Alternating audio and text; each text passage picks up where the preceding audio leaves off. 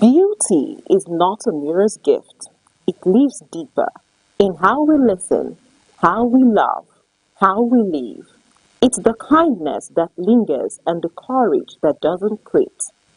The world may sell perfection, but real beauty is flawed, fierce, and free.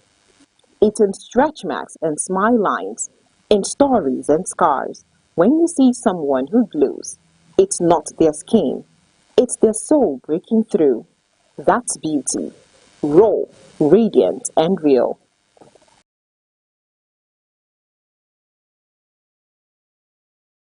Enugu is one of the 36 states of Nigerian Federation. It is located on a hilltop in the southern part of the country. It has a rich history and robust cultural heritage that boasts its uniqueness. Igbo is a widely spoken language in Enugu State. Enugu is popularly called the Coal City State because of its large deposits of coal and other mineral resources. Enugu has 17 local government area councils. The history of Enugu dates back to the early 20th century when the British discovered coal in the Udi Hills in 1909, which led to the development of Enugu City in 1912 as a thriving mining town. Enugu empowered the Nigeria railway system and electric plants greatly during the colonial era. On the 27th of August 1991, Enugu was carved out from Anambra to become a state. As the home of the Igbo people, Enugu's culture reflected in its music, art, and traditions.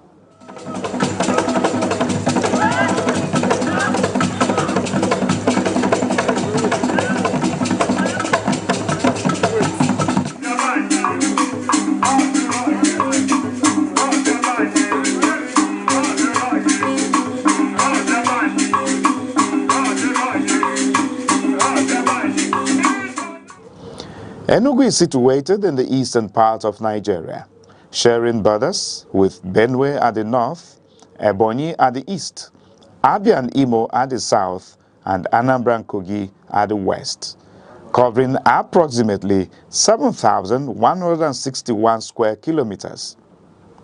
Enugu is characterized by undulating hills, forests, rivers, and fertile soil, making it suitable for farming. The state experiences significant rainfall with an average annual precipitation of around 2,100 millimeters and temperatures averaging 28 degrees Celsius. The people of Enugu State are predominantly Igbo, one of the largest ethnic groups in Nigeria. The Igbo language is a fundamental part of their culture and identity, with many dialects spoken across the state. Language plays a vital role in shaping the culture and identity of the Igbo people.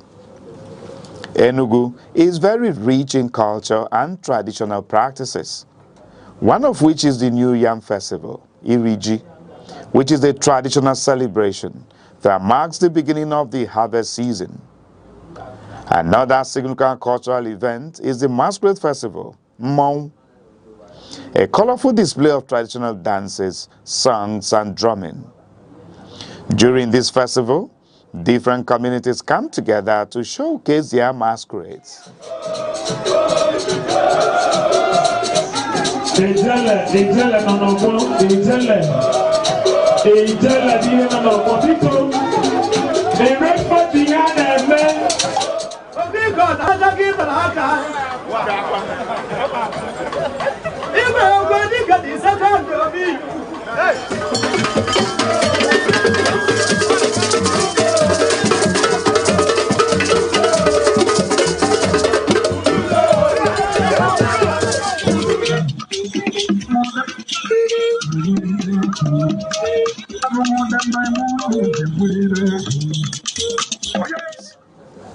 Enugu State is also known for its traditional arts including wood carving, pottery, weaving, and music.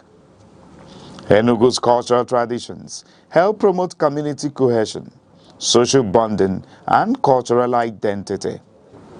In the past, Enugu's economy was largely driven by coal mining. During the colonial era, Enugu was one of Nigeria's major industrial and economic centers.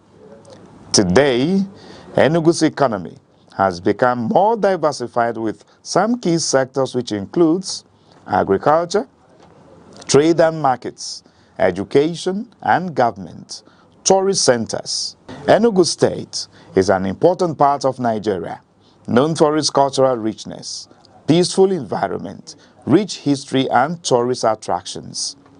From its coal mining history to its current role as an educational and cultural hub, Enugu continues to grow and contribute greatly to the development of Nigeria. Peace is not passive. It is built. It grows through tolerance, justice, and mutual respect. Without peace, development is a dream. We all play a role, from homes to nations. Choosing peace in our actions and words can transform the world. Be a peacemaker.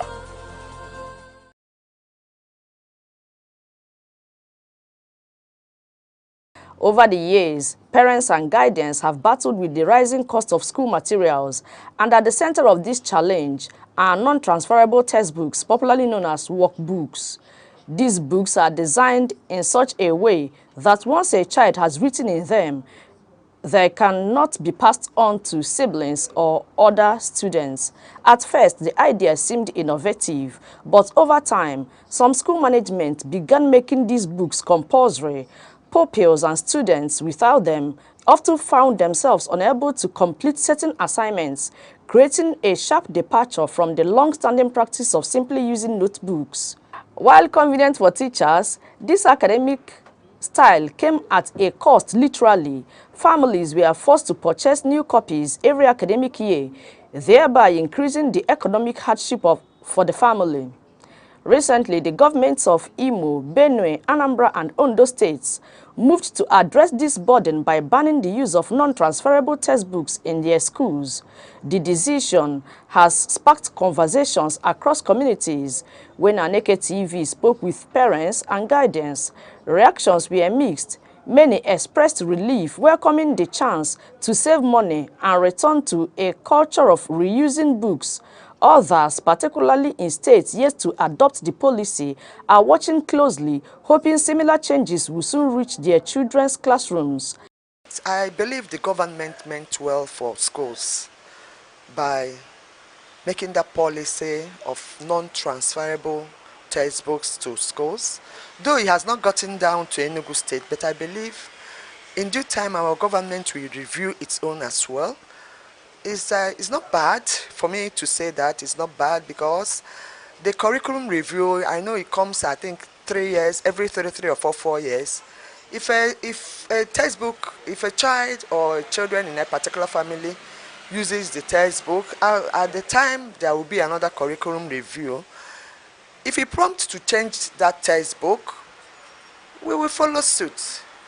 It's a welcome development, and I believe the government meant well. It's quite discouraging and it's quite disturbing that somebody, your sibling, the book, for instance, the book somebody used, then that the person's sibling, the child's sibling, that is coming to the class the next academic session will not use that book. It's not healthy. It's not the ideal thing. It's exploitative, and wherever such thing is tenable, they should think twice and change it because it's not good. It's a beautiful and welcome development. In this situation, I think the government meant well for both parents, learners, and schools. So with this, I think that the parents will no longer complain of paying for textbooks, each term pay for textbook and all that. And also the teachers will have a separate book or a separate exercise book for homework and other things. So the writing in the textbook, most times when you give the learners textbooks to do their homework, before the term will run out, in fact, it will not even last for a whole section. As schools reopen, the ban is already making a difference. Parents in the affected states breathe easier, while those elsewhere continue to push for reform. For many, the bigger hope is not just to cut costs, but to restore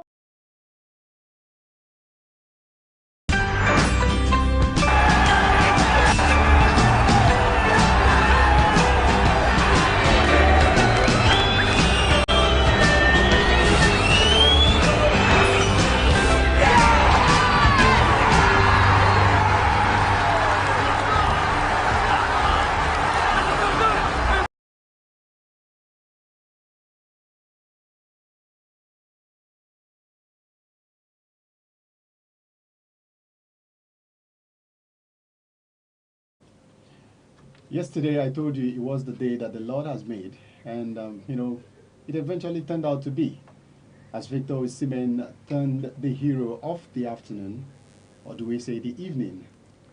He scored a hat-trick to make sure Nigeria won the game by 4-0, which was the exact number of goals they needed to win with to be able to qualify for the 2026 FIFA World Cup playoffs in the African zone. A playoff that would extend to the intercontinent, where the winners of the African playoffs will go ahead to play either a side from Asia or a side from CONCACAF.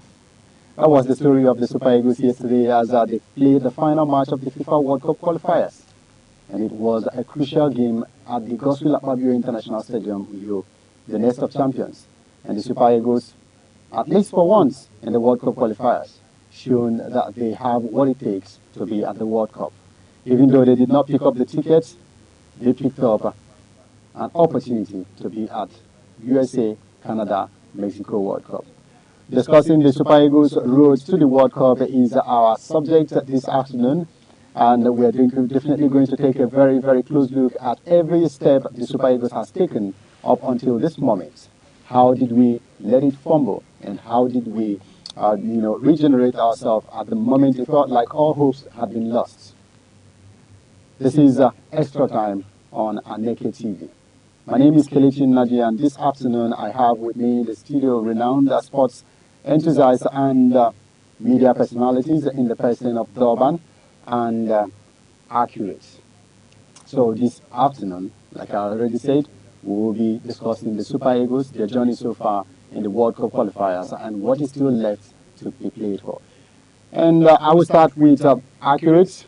Accurate, good afternoon. How are you doing? Yeah, good afternoon, Kelechi. Thanks for having me here.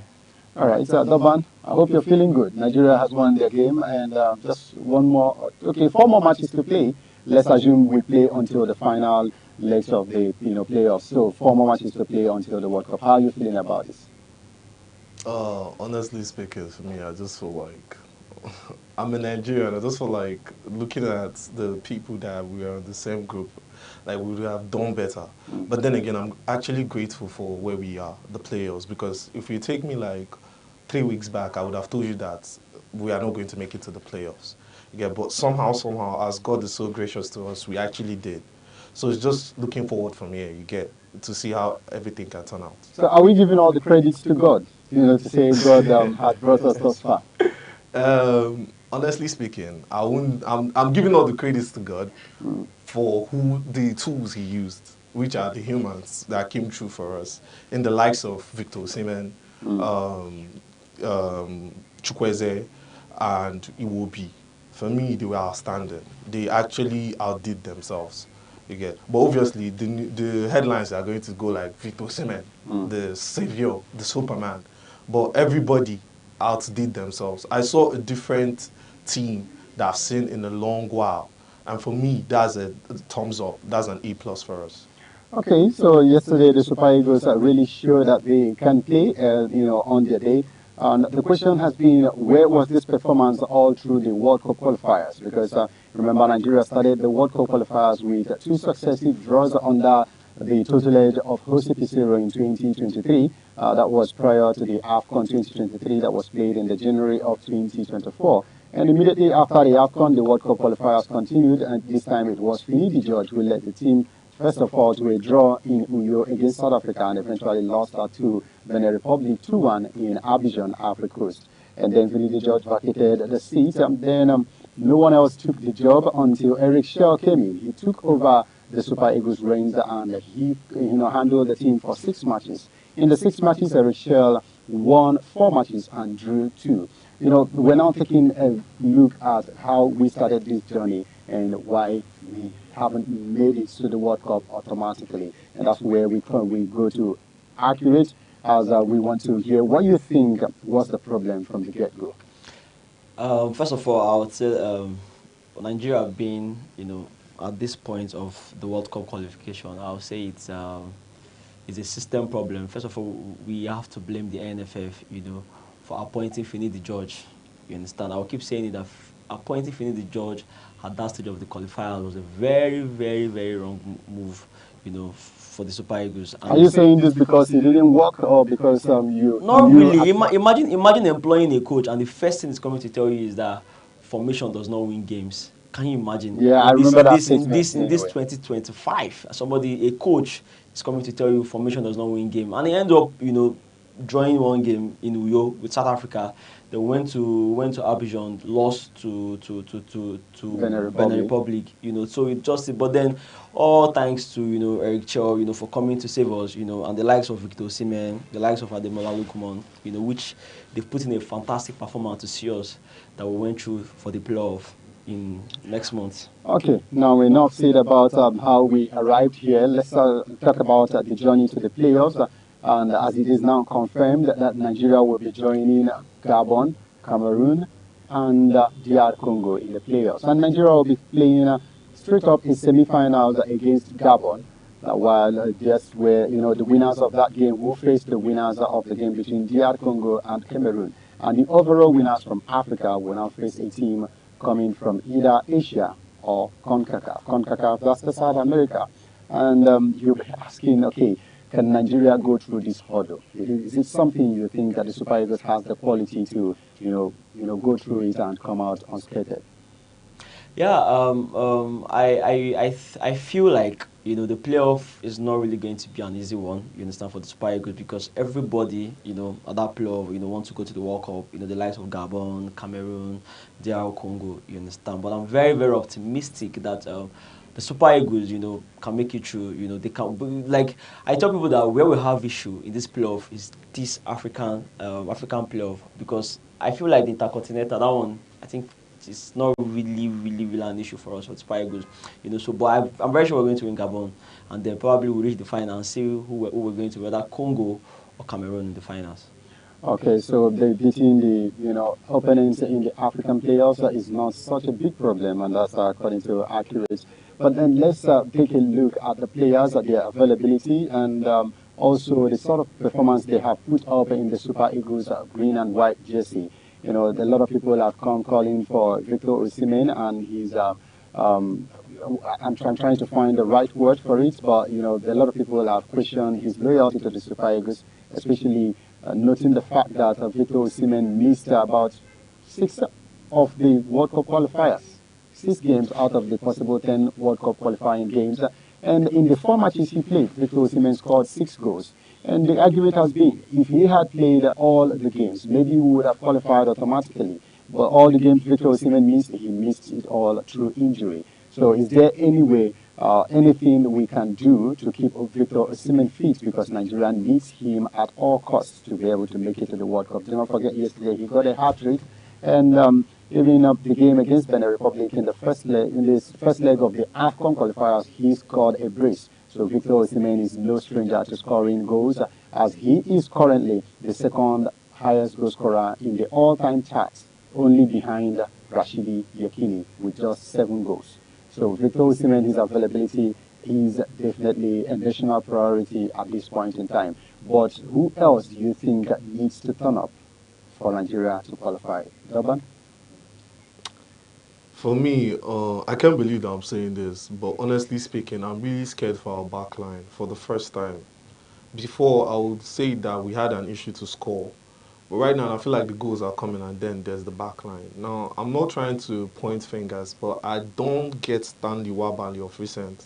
Okay, so you're concerned with the goalkeeper's antics. Yes. I'm really concerned about it, honestly speaking. I am, You think because he would become a problem if we play games that has the VAR in it?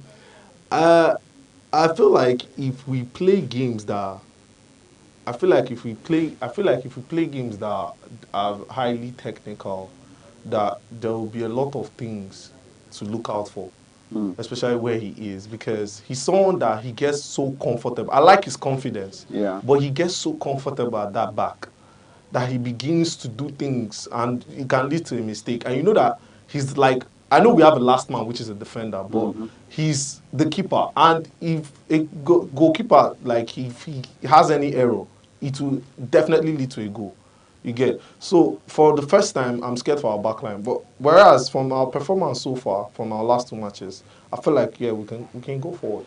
Okay, now that performance that the Super Eagles put out yesterday, we had not seen it in any of the other World Cup qualifying games, and people are asking, where was this performance all along? Did they need an extra motivation to give out this kind of performance? So what was that motivation? I feel like the Super Eagles are like a dying minute team. Let's be honest. If you check the AFCON, that's the last tournament that they played. Mm. They did not wake up immediately. Let's be Yeah, the honest. first No, game was yeah, a draw. yes. Nobody knew they were going to like kickstart like that. They Yeah. had to adjust to the tournament. Before you know it, we saw ourselves in the finals. Okay, yes, it's unfortunate that we didn't win it. You get, but let's be honest. The way they started that tournament, nobody knew they were going to make it to the finals. You get. So I feel like the Super Eagles team They is just, thrive under pressure. yes, they thrive under pressure. They are not the early birds. Mm. You get. They are always the dying minute men. Like when all hope is lost. You get the phoenix from the ashes. Yeah. So they Okay. just come around and do things. So Mm. for me, I feel like that's the kind of spirit they lean on in order to get through with things. Okay, there's also been talks about the players who missed this particular, fixture, the likes of Ola Aino, and we saw the sort of solid performance that Benjamin Fredericks put in the right back position, and people are already beginning to say, even if Aino returns, Benjamin Fredericks should maybe continue on the right back position. Remember the 20-year-old Benjamin Fredericks, who was a discovery from the Unity Cup played in London, Prior to that, those games, he had not played any game at all for the Super Eagles. He was a graduate of the Moses Simon Academy before moving to Brentford in England, where he hasn't really made an appearance for Brentford. But he's out on loan this season. But so far at the national team, he has shown strong performances since being called upon by Eric Schell. And Eric Schell has also shown that he has what it takes to make some bold decisions. He dropped the captain of the side, William Truss Ekong, on the bench in the game against Rwanda, and yesterday he did it again. Now, should we be looking out for more players like Benjamin Fredericks to join the Super Eagles, or you think the Super Eagles setup is okay the way it is right now, and we should just maintain the status quo and continue with our bid to qualify for the World Cup? Well, for me, there's nothing to change in the Super Eagles. You understand? You know, like this is a team of building for years now, and I feel adding Benjamin Frederick, you know, it's a very good plus. But then people saying Benjamin Frederick is coming to bench Olai now, it's not possible. You understand? And let's not forget that Benjamin Frederick is not a natural right back. You get, he's a center defender. Yeah, centre back. He's a centre back defender. You understand? So he was just playing that right back position just to, you know, to replace Olaina. You understand? So let's not just forget that fact. You understand?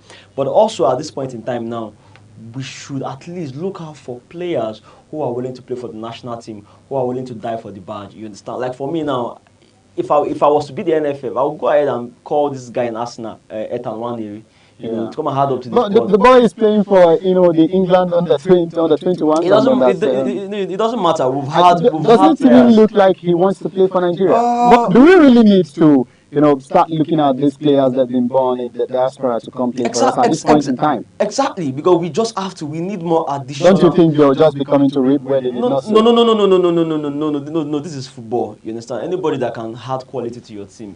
After all, we want to win. Okay, see this guy, Iruebonam, that plays defensive midfielder for Everton. You know, Yeah. at this point in time, we need that boy like in our midfield, because right now it's looking as if indeed he's trying to run out. You understand? I'm not saying that indeed he's not really still a good player for the Super Eagles, but then as time goes on, we need more replacement. We need more hands in the midfield. You know, so that can strengthen our squad for this World Cup playoff.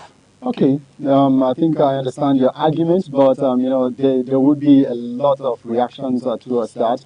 Mikel Obi in one of his podcasts mentioned that any player who hasn't chosen Nigeria as his first choice should not change his mind later on when he feels like he has lost other options. And I actually agree to that argument. And there's also been reports recently that Hudson Odoi, that's Callum Hudson-Odoi of Nottingham Forest, the former Chelsea boy, and also Eddie Nketiah are all working on switching to Ghana. Just immediately after Ghana qualified for the World Cup, the question is, where were they when Ghana were fighting to qualify? And why didn't they participate in the qualifications? Now it is time for World Cup, and they are all coming to go to the World Cup because England could not call them up. You look at it, and the whole argument makes sense.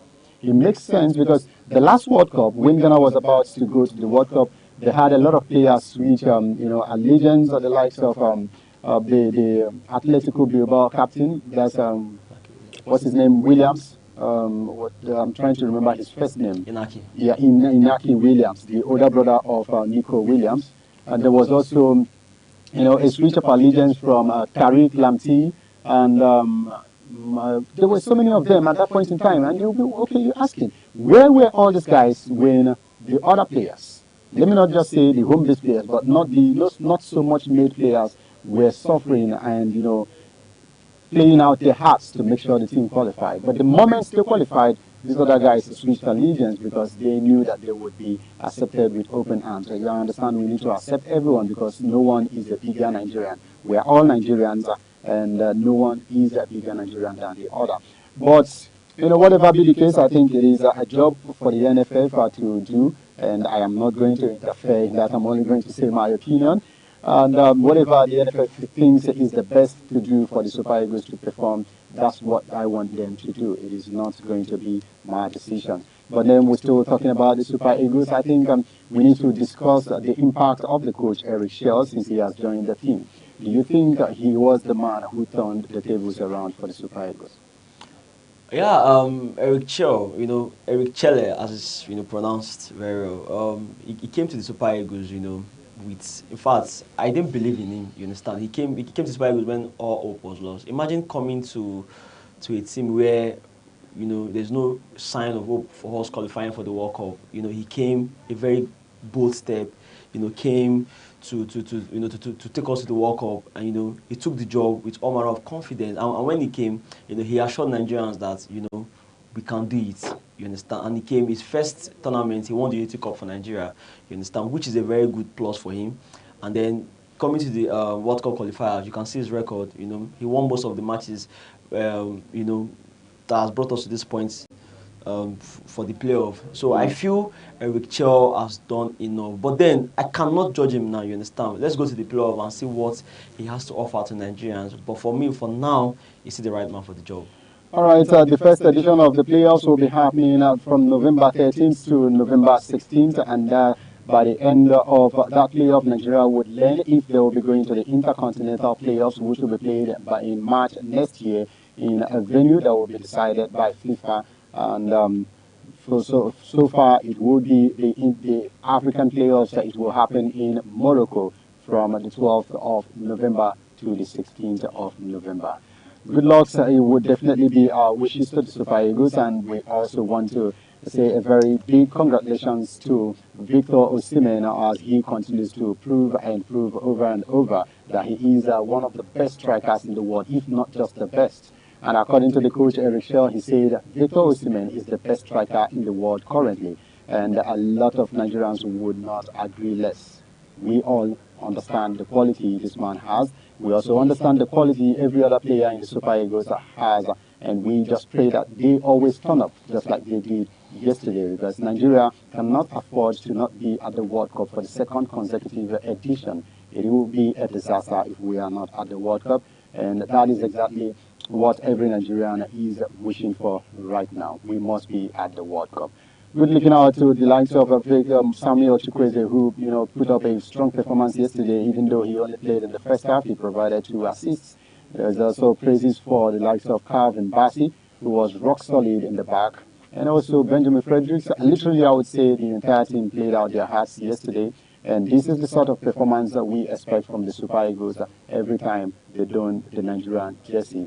And lastly, we just say, Doban, do you have any word for the team going forward into the after the playoffs? For me, I just want to tell the team, like, if they're watching this, I know definitely they are.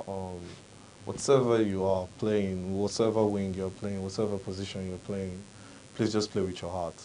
For me, I feel like, yes, it's true we all want to go to the World Cup, but then again, if you leave everything out there, it all comes down to that at the end of the day.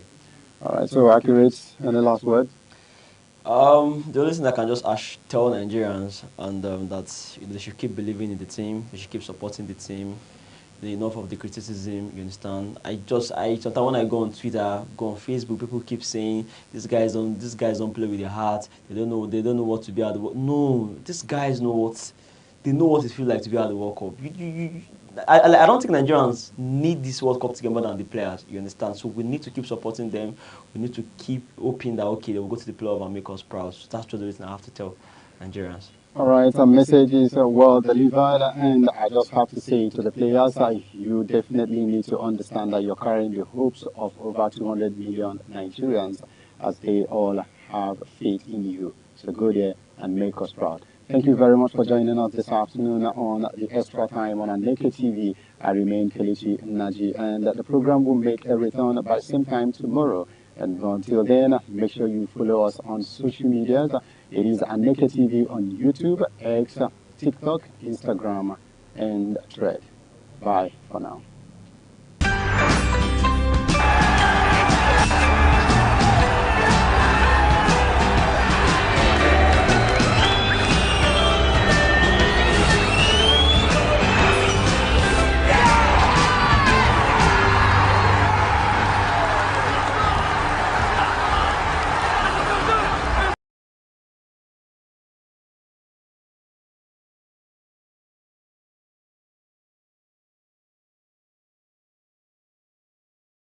Hello, am Febra Wakoba. I am Chidimike Mede. I am Uche Osai. I'm Chiwendo Ifeonwankwe. My name is Obobina Samson. Please keep watching Aneke TV, or you can visit us on our socials like Instagram, Facebook, X, TikTok, or YouTube, all at Aneke TV. This is Aneke TV. We move with the world.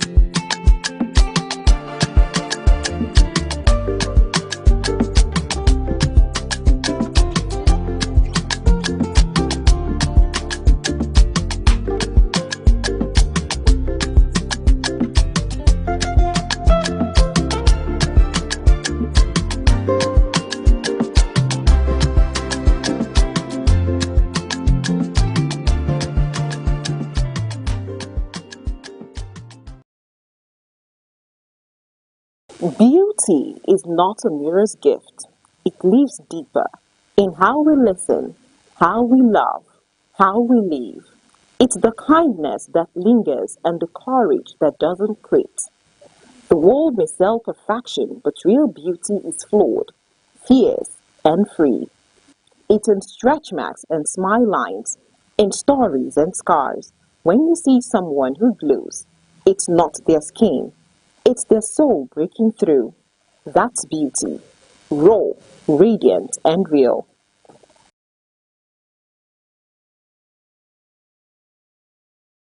Enugu is one of the 36 states of Nigerian Federation.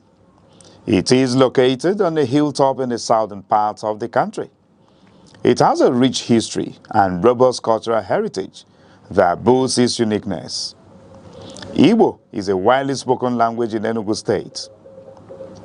Enugu is popularly called the Coal City State because of its large deposits of coal and other mineral resources. Enugu has 17 local government area councils. The history of Enugu dates back to the early 20th century when the British discovered coal in the Udi Hills in 1909, which led to the development of Enugu City in 1912 as a thriving mining town. Enugu empowered the Nigerian railway system and electric plants greatly during the colonial era. On the 27th of August 1991, Enugu was carved out from Anambra to become a state. As the home of the Igbo people, Enugu's culture reflected in its music, art, and traditions.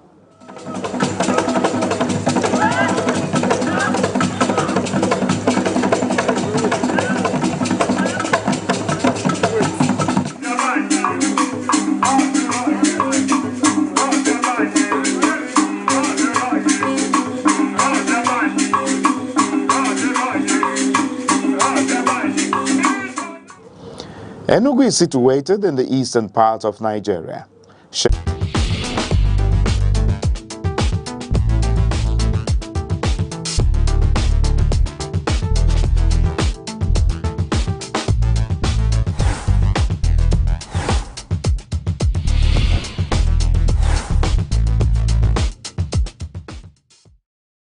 Okay, dear viewer, thanks for joining us today as we continue on this series of Nigerians' independence at 65. And today on the show, we will be looking at the justice sector in Nigeria. How far, how well, after 65 years journey. My name is Chris Anibogo. Thanking you for joining us on yet another episode on your favorite program, The Arena, on Aneke TV. Okay, yes, it's all about the justice sector. I must have to tell you the honest truth, that any nation has got its justice sector right. I tell you, because the judiciary remains the last support of the common man. So once the justice sector in any clime is at its best, then rule of law will be at its peak and the citizens will smile for it. To help us do justice to this matter today, we have joining us our former customary court judge here in Enugu State, Barrister Nena Anoze. Hello, I'm Debra Wakoba. I am Chidimike Mede. I am Uche Osai. I'm Chiwendo Ifeonwankwe. My name is Obobina Samson. Please keep watching Aneke TV, or you can visit us on our socials like Instagram, Facebook, X, TikTok, or YouTube, all at Aneke TV. This is Aneke TV. We move with the world.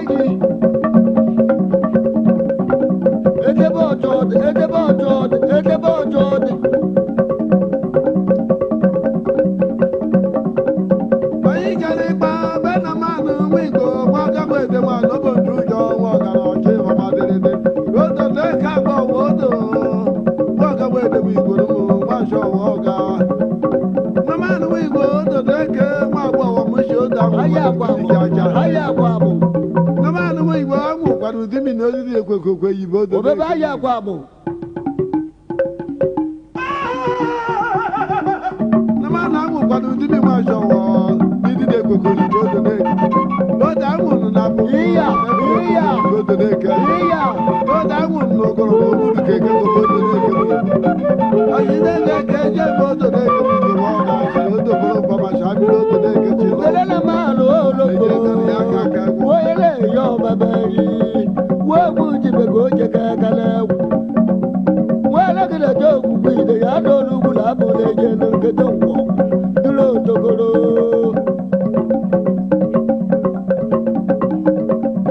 Iya. Wa ta ma de wo ku wa tu. Wa na ni de ni ba ku ku. Mo so ma la ku ko to de ni da ma jo.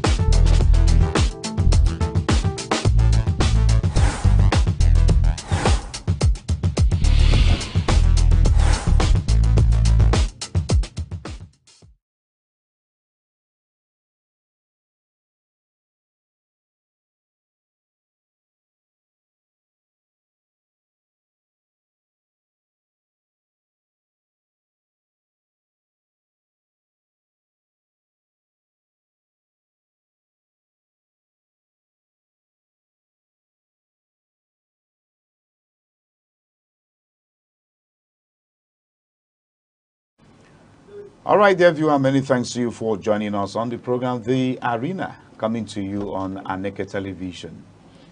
Okay, my name is Chris Anibogo, thanking you for being our wonderful companion on today's show. The Arena, as you know, is where we meet to take on born and topical issues and matters facing us as a people in the society. Here, we take on these issues as we host analysts and guests who come to offer their thoughts, their opinions on these issues and matters. So thanks for joining us today. Okay, our guest today on the show, I'm going to call him before I call the issue on the table. He's a political affairs analyst. His name is Onyedika Abo. It's a pleasure having you on the Arena on Aneke TV today, sir. It's my pleasure to be here. You're welcome. Thank you. All right, our matter on the table today on the Arena is Governor Mbah's defection to APC, that's the All Progressives Congress. Issues. You're aware. If you are not, then maybe, just maybe in the course of this program, you come to understand the political intrigues that is taking a new turn of events in Enugu at the moment. As the governor of Enugu State, His Excellency Dr. Peter Ndubuisi today has officially left the People's Democratic Party that actually gave him the mandate upon which he became the governor of Enugu State elected. So he has left the party today, joining the ruling All Progressives Congress, APC. So let's look at the issues around it. Onyedika Abo, I wouldn't know. You are not a politician. You are a keen observer, but then you are from Enugu State. Good. I wouldn't know what it may be for you. The development so far with the governor, Dr. Peter Mbah, leaving the PDP for the APC, for you, is it a welcome development or is it a call for concern? I think it will be a welcome development. Welcome development. A very welcoming one. But where I will borrow a bit of that concern is the acceptability of the people of the region and the state. For the governor or for the new party? For the party. For the party. Yeah. Let's begin with the welcome development before we come to the concern. Okay. So why is it and how is it a welcome development? The political terrain, or I use arena, if you want to look at it like the boxing or battle ring, it's not a place where you meddle with sentiments. It's not a place where you look at faces. Why is so is because there are rules. Every game has its rules. There are rules of the game. Rules of engagement. Yeah, and if you are not following that rule, you'll be skipped away. Just like the minister who also played politics, but which of the lost ministers? sight, the former minister. Former minister? You're talking from Enugu State? Yes. Okay. The former minister of Science and Tech. Exactly. Okay. When he started on another TV station, I actually did an X-ray of some of his activities and said they were unbecoming of a federal minister. Now, if he had succeeded, that does not mean that's the way politics should be played. It means he got into the arena with the wrong game. But maybe because of certain considerations, like people use the connections of those who they know to go against certain ethics, and they still succeed and find their way. So back to why it's welcome development that Peter Mba is entering APC now is, of course, where he got elected was on the platform of PDP. That's right. Every person who has followed the trend of events will know what is happening in PDP now. So it will be suicidal for him to contest his second tenure on the platform of PDP. There are already traps set for him, of which he knows, because being the chief executive of a state, he has a lot of intelligence, security report and intels. So he already knows that they are waiting for him somewhere, only for the nomination, after the expression of interest form, for nomination form to be signed by either of the two of these particular people, and then he will lose the legitimacy of the candidacy of the PDP. Permit me to jab in now. Okay. You say they are waiting for him somewhere. Exactly. And then you say they will sign the nomination form. Who are they?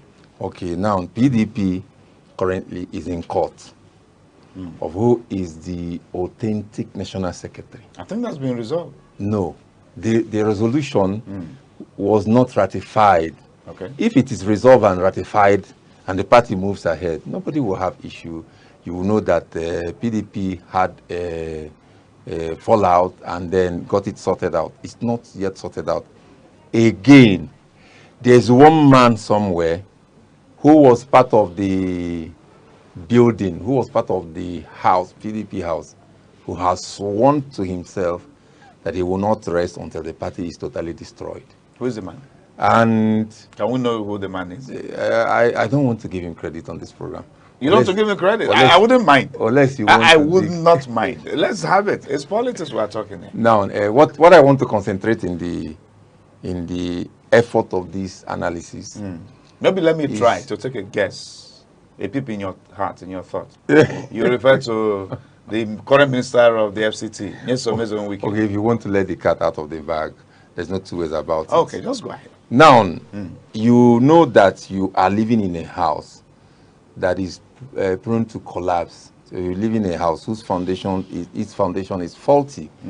You know there are chances that your shot might get fired at the wrong direction. So why take the risk?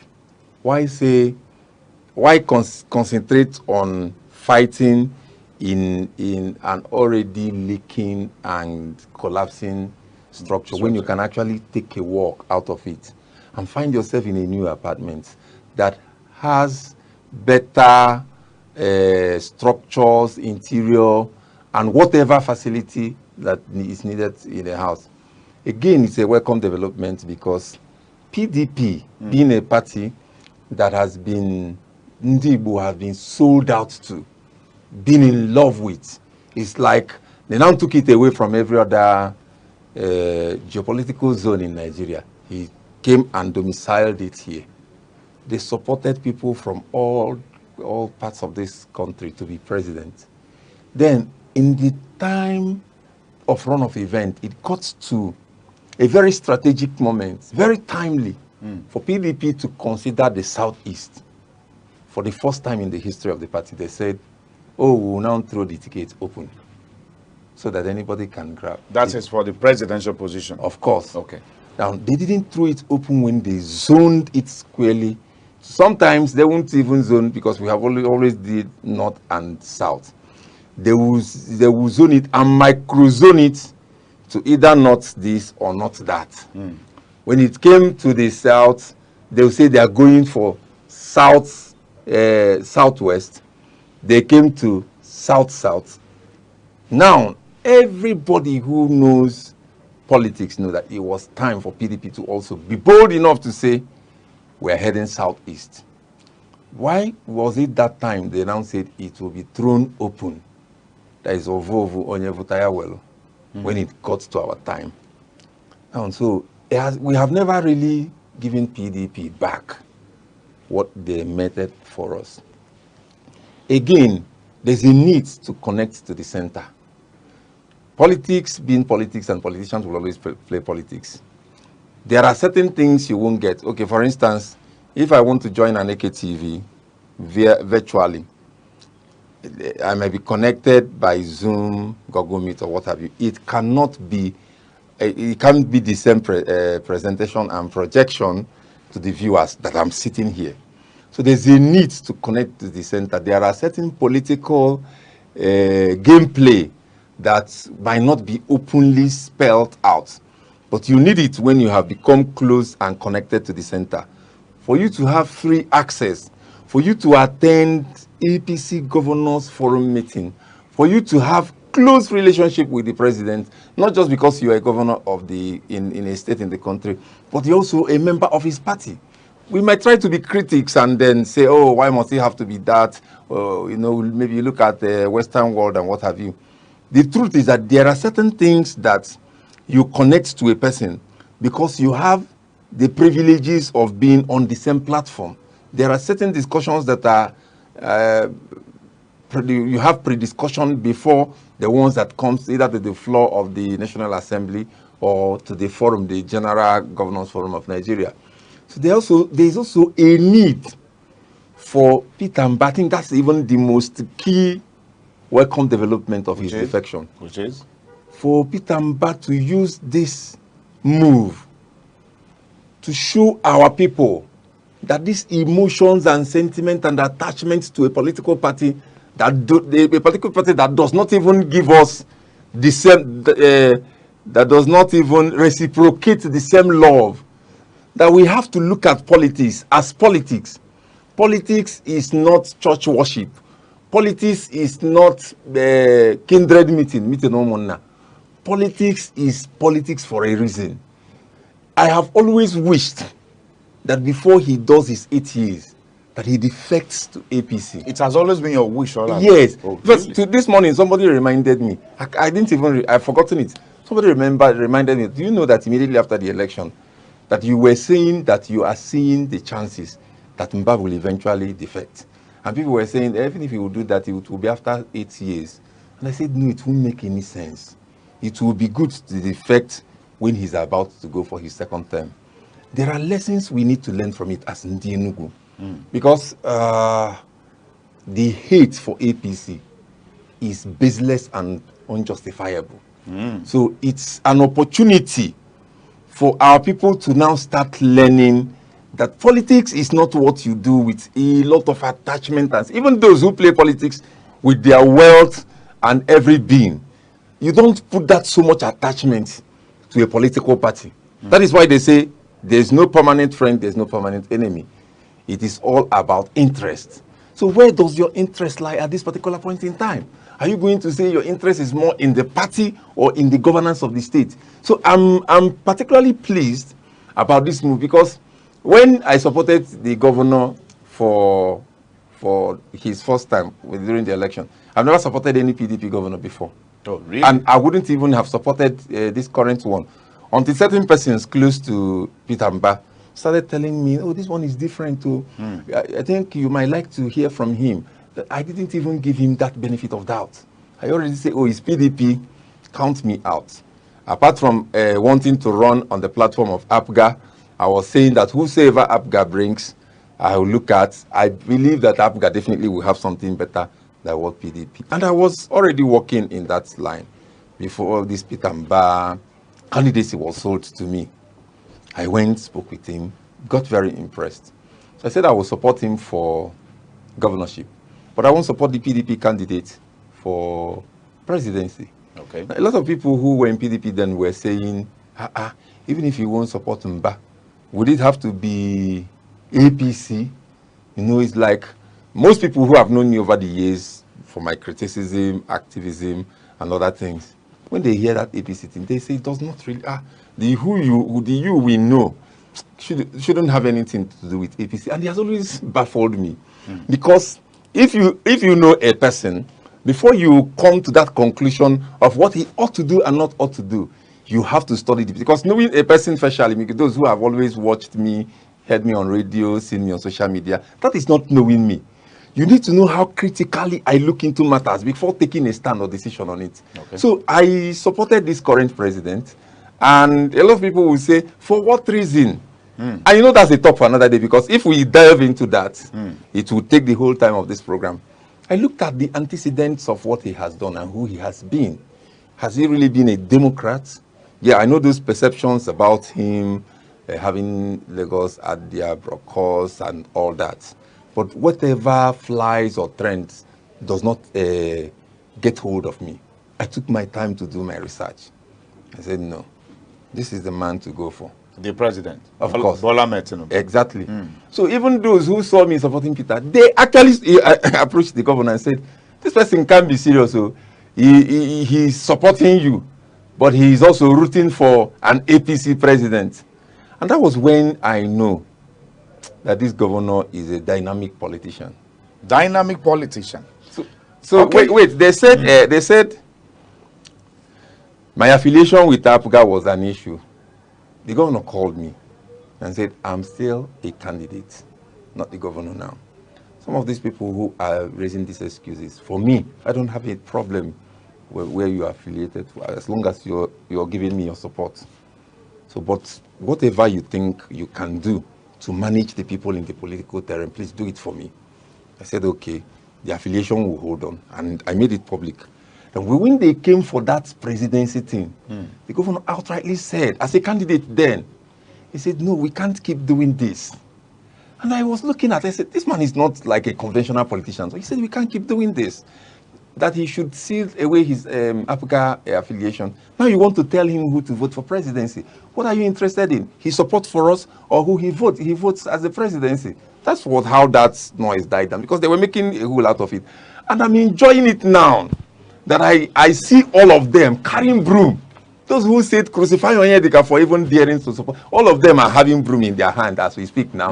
And they are saying APC. So in Igbo language it is said that Onu ahụ bulu ogoliaso alacha gị. And was ha call ya kolona alacha. So you know, it's a special day for me personally. Outside what the state is the transition in the state. I love what is happening. I love it because it's a hard lesson for those of us in Enugu. Whether some of us will learn it the hard way or will come to realize actually it's not about politics or political party. It's about delivering the dividends of democracy to the people you're governing. Thank you very much, at least for the lengthy explanations around your perspective and your position on this development in Enugu politically. I want us to take the points one after the other.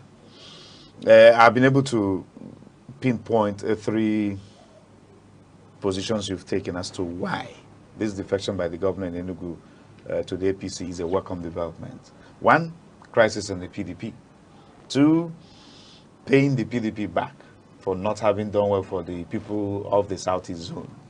And then 3, connection to the center. So I want us to look at these points one after the other. The crisis in the party PDP. We know, we understand what actually transpired.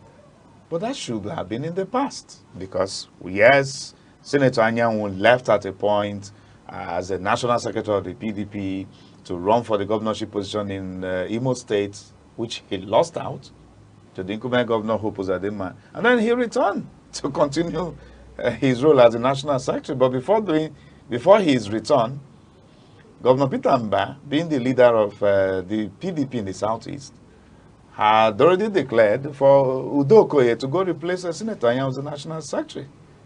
But I think that didn't go down well. We know all of the court cases from the High Court to the Appeal Court. But finally, at the Supreme Court level, the court said, this is not a matter for the court to try. It's strictly an internal affairs of the party. Maintain status quo, go and resolve. And then the others in the party came together and said, Udo Okoye, hold on. Peter Mba, calm down. The party will be having her national convention later this year, November, which is just a stone throw from now. Allow Anyang to run as secretary. After the convention, new persons will emerge, and then the party continues. And I know they are preparing seriously for their national convention. So where then is the crisis in the party that should warrant the governor Peter Mba leaving the party that gave him the platform to become the governor? Why are you not looking at this as a betrayal of trust? And that's why I said politics does not accommodate sentiment and pitying and crying and emotions. These things, they don't work with politics. If you go through the memory lane by your explanations now, I would think that you also know that the PDP is in one man's hand. You know, there's a way you journalists do. Sometimes you know the truth, but you don't want to say it. You either tilt towards a particular narrative or you want your guest. You want it to come out from him. Wike is not yet done with PDP. He's not yet done with the PDP. And he always makes it very open. I love the fact that I'm not a big Wike person, don't like him for anything. I've always said this in my interviews. But you know, you might not like a person, but he'll be doing your bidding. You need to thumbs him up for doing that. Anything that will destroy. There was a time, one of my titles in Enugu is anti-PDP. Some of the boys that worked with, especially the immediate past governor, Buruburu, they said the hatred for PDP runs in Onyedika's blood. And I've always argued it's not about hatred, it's about the argument of merit. There are a lot of reasons why I never considered that party for anything. So now it comes to a point where the party will be entirely buried in my state. And you don't think, you don't find justification for me for having stood all this while saying we should stop mentioning that. And it pains me the more when people say, but you know that Enugu is a PDP. What, meaning what? What has PDP as a party done for Enugu State? Not the governance. It produced Governor Peter Mba as governor. That's one good thing the PDP has done for Enugu State. For you. Is Governor Mba not a blessing to Enugu? No, don't see it from that angle, because when Mba was even contesting, he wasn't very comfortable with a lot of things in the party. Within the PDP? But this is where he has found himself and as a candidate. And like he said to me personally, he said, just allow us to win this election. Whatever you can do to make sacrifices. He made a lot of sacrifices. Even as a candidate, there were certain things he was very firm on. I know that this man is not coming to run government like conventional politicians. So. Could we put it this way?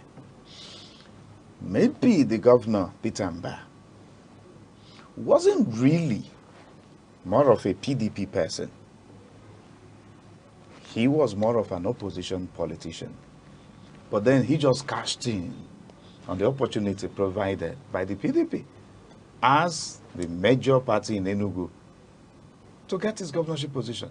Maybe that's why it's quick for him now to abandon that PDP and take to the opposite. You might not use the word. Don't use the word abandon. I can borrow that sleeve of not really a PDP person. Not really a PDP person. Yeah. He really wasn't. From ab initio. Exactly, because even when it's in the takeoff of his political career, he was not in PDP.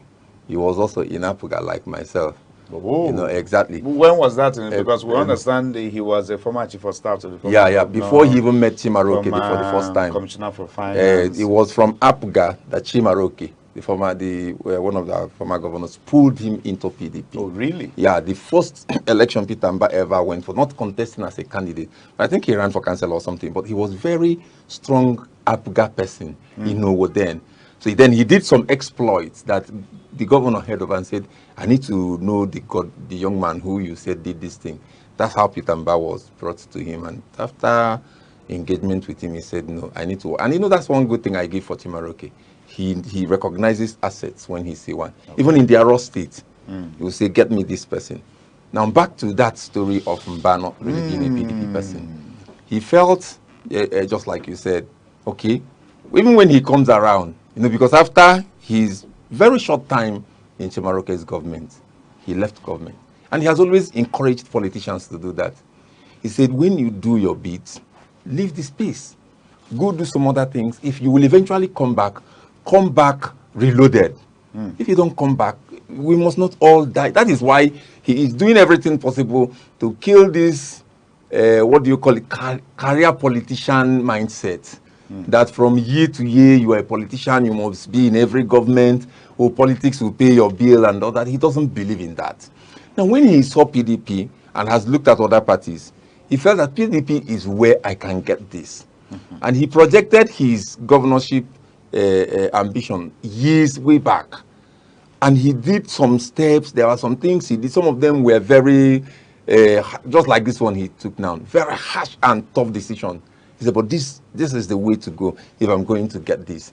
Then if I do and pull these bullets, it doesn't work, then just go home and rest. I don't want to be contesting every time I'm either a candidate. So he left. When he was returning back, returned very resoundingly. He became the governor. Right from when he was a candidate, I didn't see him do much of a PDP thing. You know that even when he entered, when he became sworn in as a governor, he wasn't really doing so much in party fanfares. He didn't really believe in that.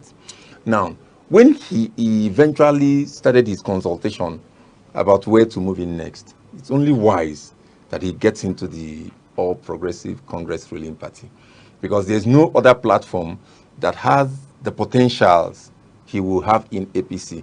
So people should not look at it from the angle of abandonment or betrayal.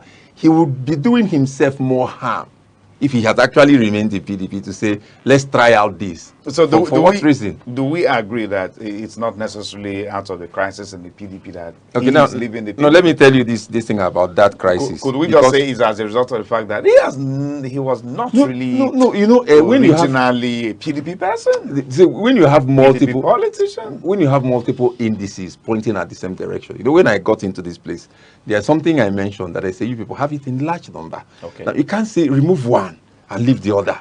You have up to 12 to 13 or even 20 pointers to the same thing. You don't, okay, some might be more emphatic than the others, but there's also very risky, it's very risky for him to remain in PDP. I mentioned Wike specifically. I understand. Wike is not resting, and this man challenged Wike. This man went against Wike's candidate. You know, sometimes people don't like to look at this analysis thoroughly.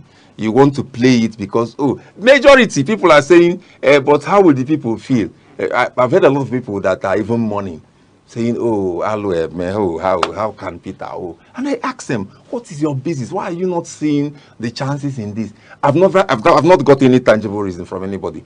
Now, if he dares say convention is coming, like you said, and they are preparing for it, and then in that convention, he gets skimmed out again, what options would he have? Maybe then it will be justified. No. If you see, maybe then his defection will be justified that the convention has let me tell you actually not come to Chris, let me tell you this. Peter Mba's defection will never be justified in the mind of people who refuse to see reasons in any way. Even if he defects when PDP is on fire and people seeing that the house is really burning the place down, a lot of people will still prefer that he stays there. These are some of the attachments our people have that are business. From they are always from we've seen a savior who is taking us to promised land. From there are so many things I see our people get attached to, and these things are petty things. I like a man like Peter Mba, who takes tough decisions, who makes his statements in a bold and loud languages. And most of the time he knows that there will be these backlashes. And he has always known that there will be antidotes to it. He will say, well, look at the end point.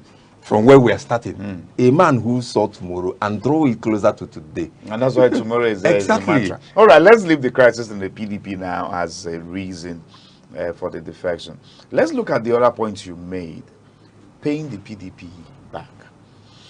Yes, yes, your explanations. Well understood.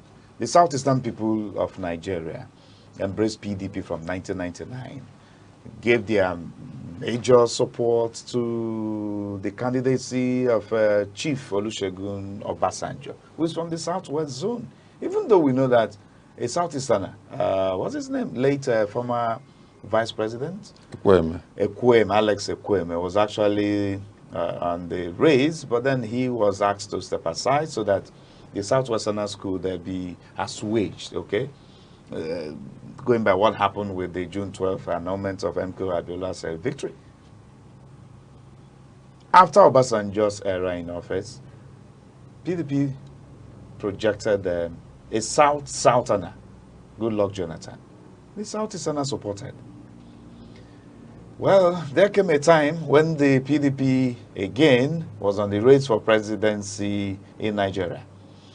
And then they went north, taken to Alhaji Atiku Abubakar. The Southeasterners supported. And then in 2023, they came south. And instead of microzoning to the southeast, they threw it open. We understand all of that. And maybe that was why the person of Peter Obi had to walk away from the party in protest to join the Labour Party with his obedient movement. Paying the PDP back for not having paid the Southeast back. But then Peter Mba is not in the race for the presidency. He's not in the race for the presidency. So if we say it is time to pay the PDP back for not having favored the Southeasterners, does it connect? The question I should be asking is, go ahead. Does it connect? Why this attachment to PDP? By the Southeasterners? By everybody I've seen that is always drifting towards PDP. PDP is just a political party. It hasn't fared well with us. So done with it and get over it.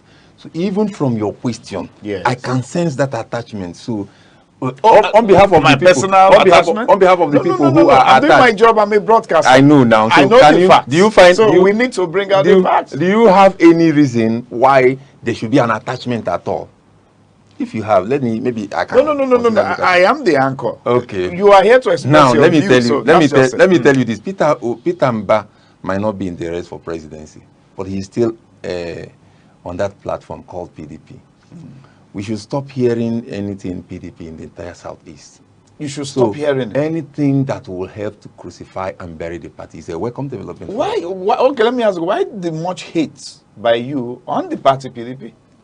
How many times am I going to repeat it here?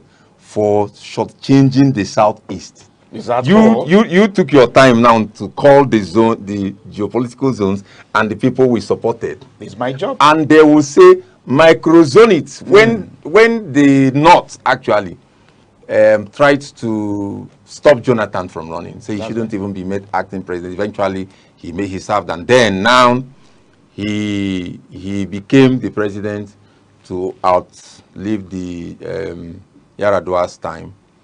Now we are another election. PDP said to make sure that Jonathan becomes the candidate, we are moving to the south and microzoning to the south-south. Okay. Can you tell me the reason why it got to the 2023 now became open? Well, maybe because of the crisis. I'm not one of them. Maybe crisis in the party at the point. So I'm now telling you because it is because of the selfishness of certain persons, certain individual, one man who must be president at all costs, who have been running and unfortunately will never rule this country. Is that Alhaji Atiku Abubakar? Yeah, exactly. We don't have any reason to start dangling and considering PDP and carrying it like a child that it's not. We don't have any reason to come anywhere in the Southeast, National Assembly or states or local government and still hear anything PDP. So Peter Mba sustained it by chance that this is the only party through which I can become governor, and he has held sway for them. He should have discarded the party long before now. Because he has held and sustained it till now, he has tried. For people like me, it's congratulations to him. Okay, the signals are coming. We need to go on a very quick, short break. We shall return. The conversation will continue with Onyedika. So stay with us, dear viewer. Don't go away, please. Hello, I'm Debra Wakoba. I am Chidimike Mede. I am Uche Osai. Only my brother. My name is Obobina Samson. Please keep watching Aneke TV.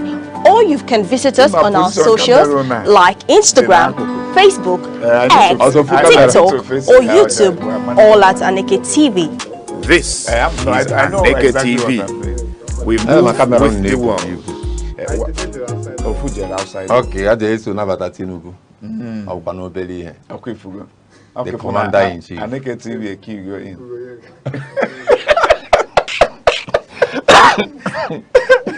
It's not making. Hello, I'm Debra Wakoba. I am Chidimike Mede. I am Uche Osai. I'm Chiwendo Ifeanyi. My name is Obobina Samson.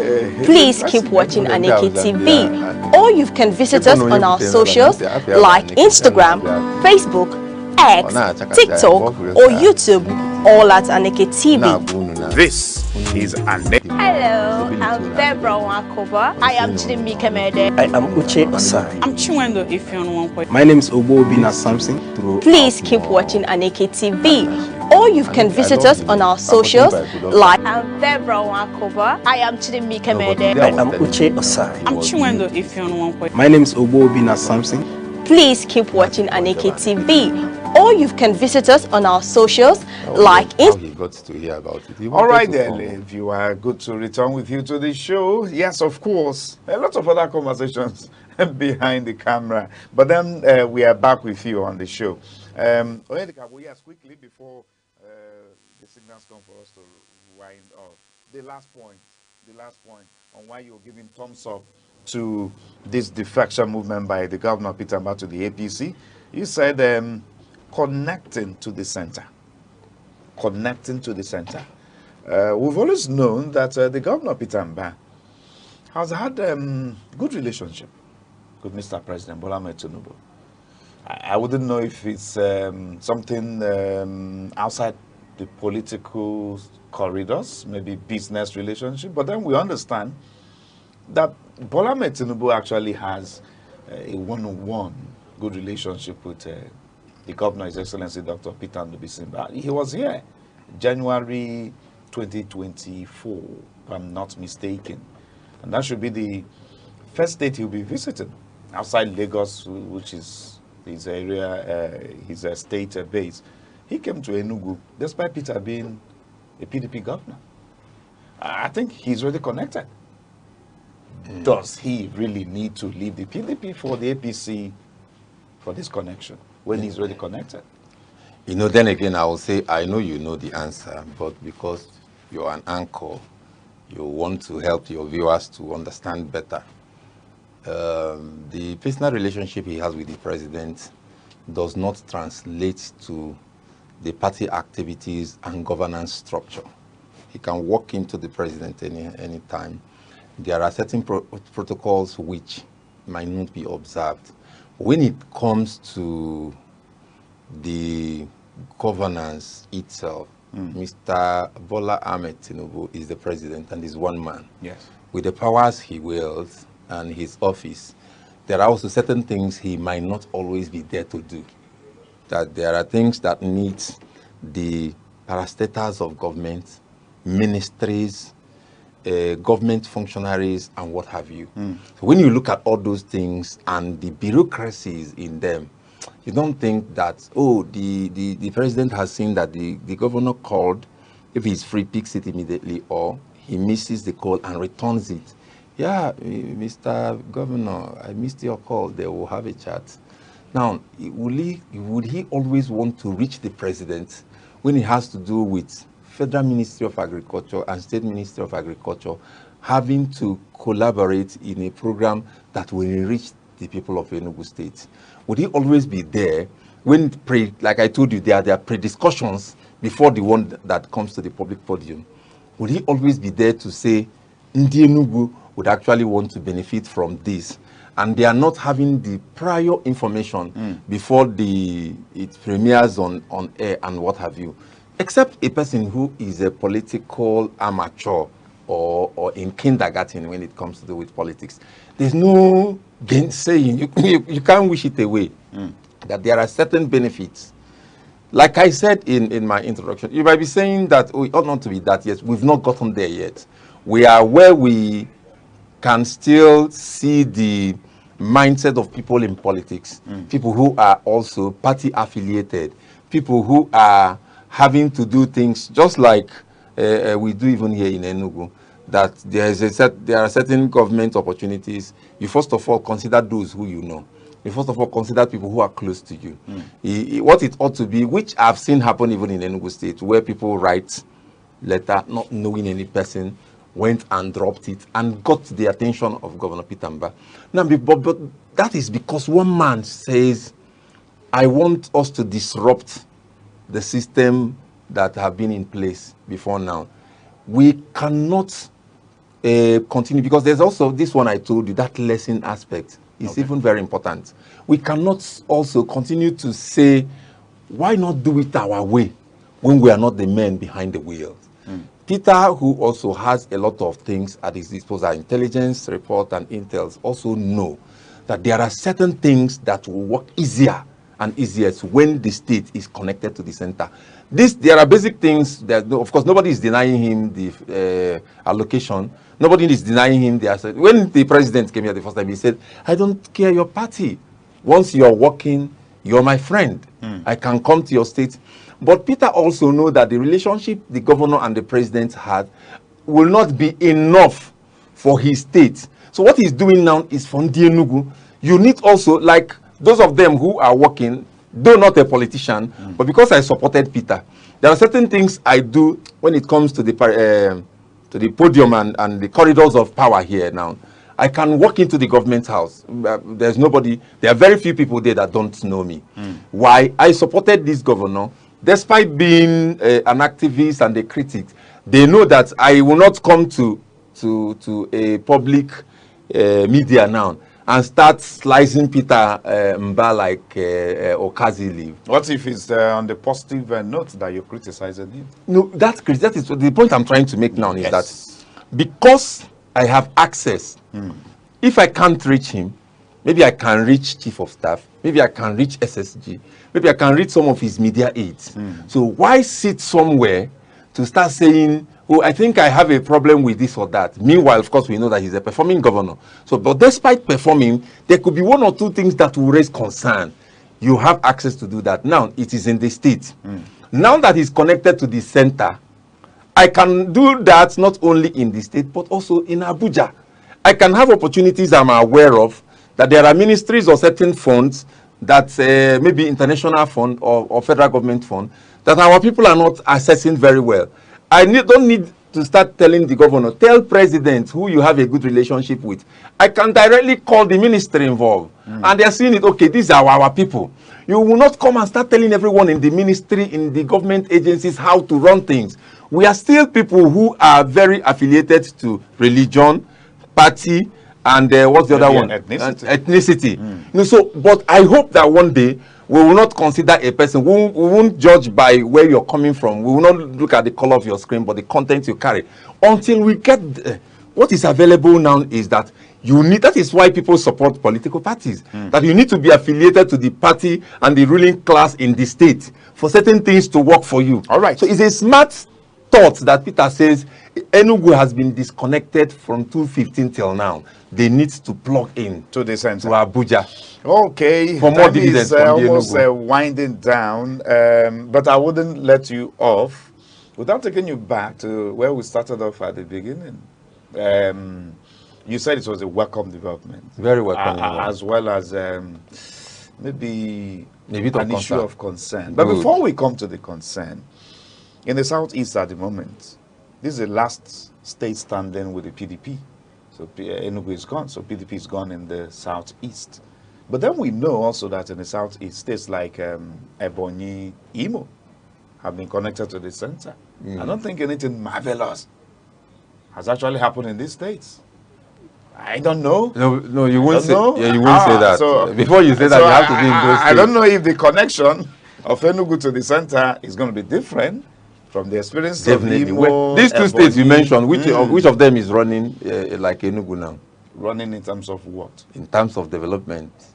Well, massive infrastructural development, resuscitation of moribund government projects. I know the saying that smart says schools, smart green get schools. from each according to ability and give to each according to need. So it varies. So that is why I know that this connection of Ndi Enugu to the center will definitely be different. Wonderful. Even though I think those other states are having benefit maybe you're not aware of. Okay. But definitely because we have a smart governor who is building smart city, smart school, there's going to be a smart connection from the center for us. And it's the hope of Ndi Enugu, as a matter of fact. Definitely. So in the next 1 minute, what is that concern about his joining the APC?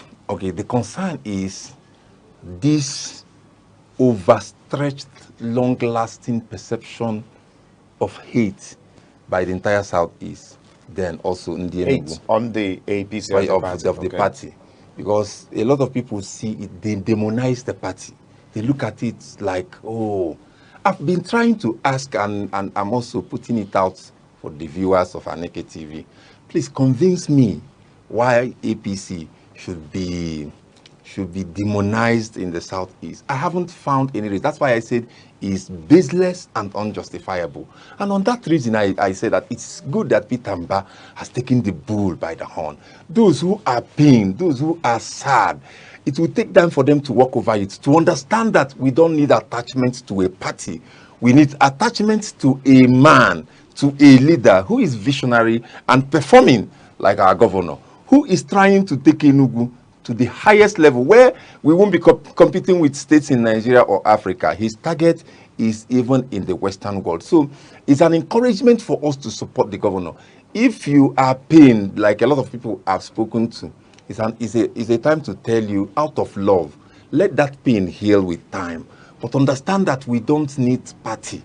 We don't really need to get so much attached to party. We need to be attached to a leader who is performing, and give him that full support for him to know that acceptability of Ndi Enugu is not because of PDP. It's actually because he's performing. So that in the next 6 to something years now that he has, because definitely he's coming back in 2027, he will even refire on. Because when you tell a person who is doing well, keep it up, it's an encouragement to do more. We need to thank the governor for taking this bold step, and we need all to join him so that Enugu will continue to be on the rise. All right. Well said. Well said. Okay, so you heard from him.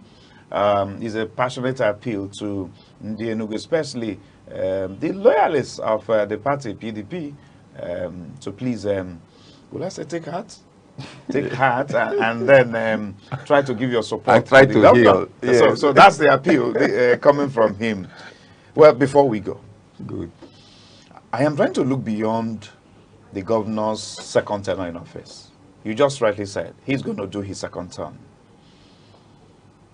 Perhaps you may look with me into the future. Do you think the governor is looking beyond second term?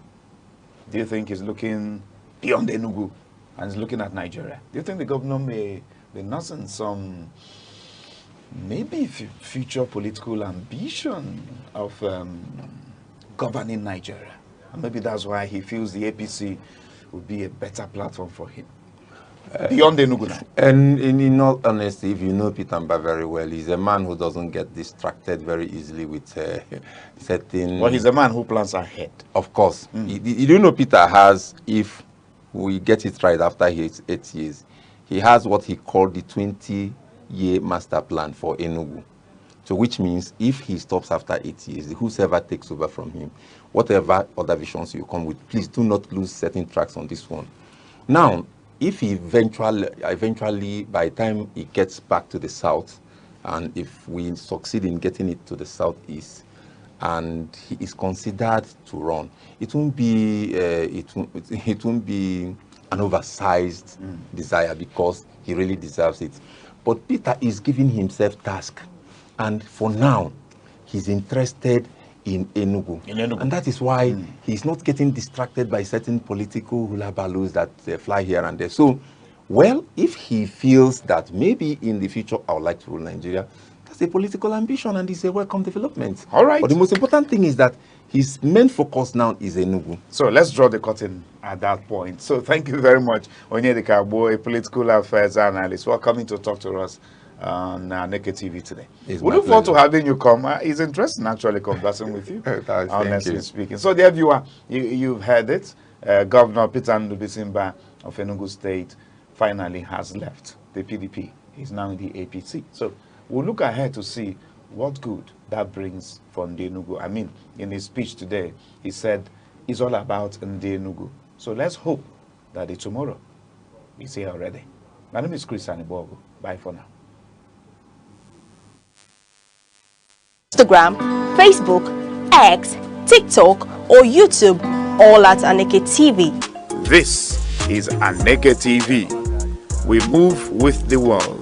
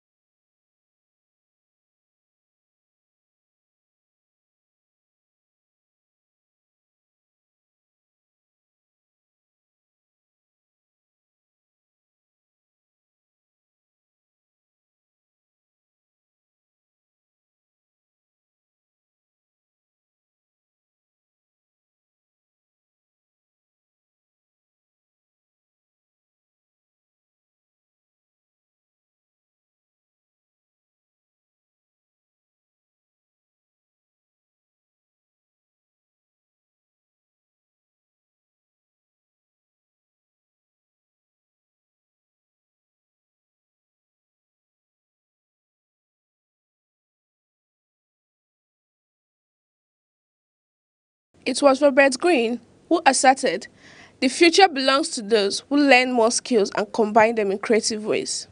The Wise Counsel greatly explores why it is permanent for growing youth to learn and master in-demand skills.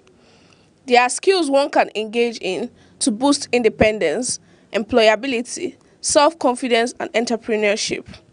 Some of them include events decoration, hairstyling, furniture making, painting, tiling, and house decoration.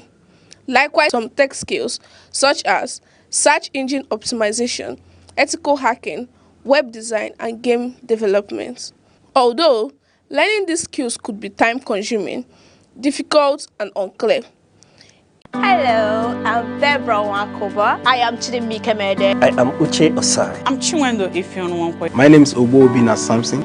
Please keep watching Aneke TV, or you can visit us on our socials like Instagram, Facebook, X, TikTok, or YouTube, all at Aneke TV.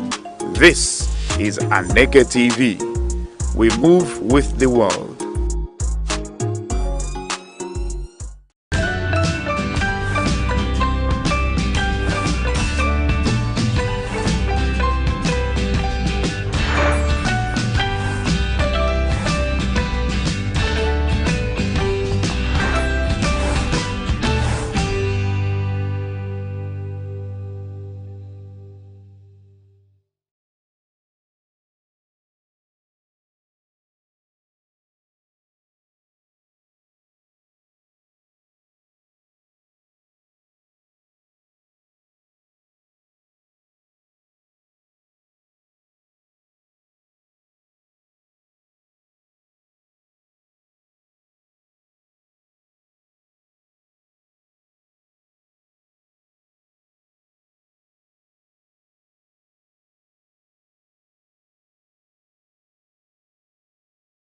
Good morning, Nigeria. Good morning, 042. And good morning to everyone out there watching. You're tuned into Sunrise on Aneke TV.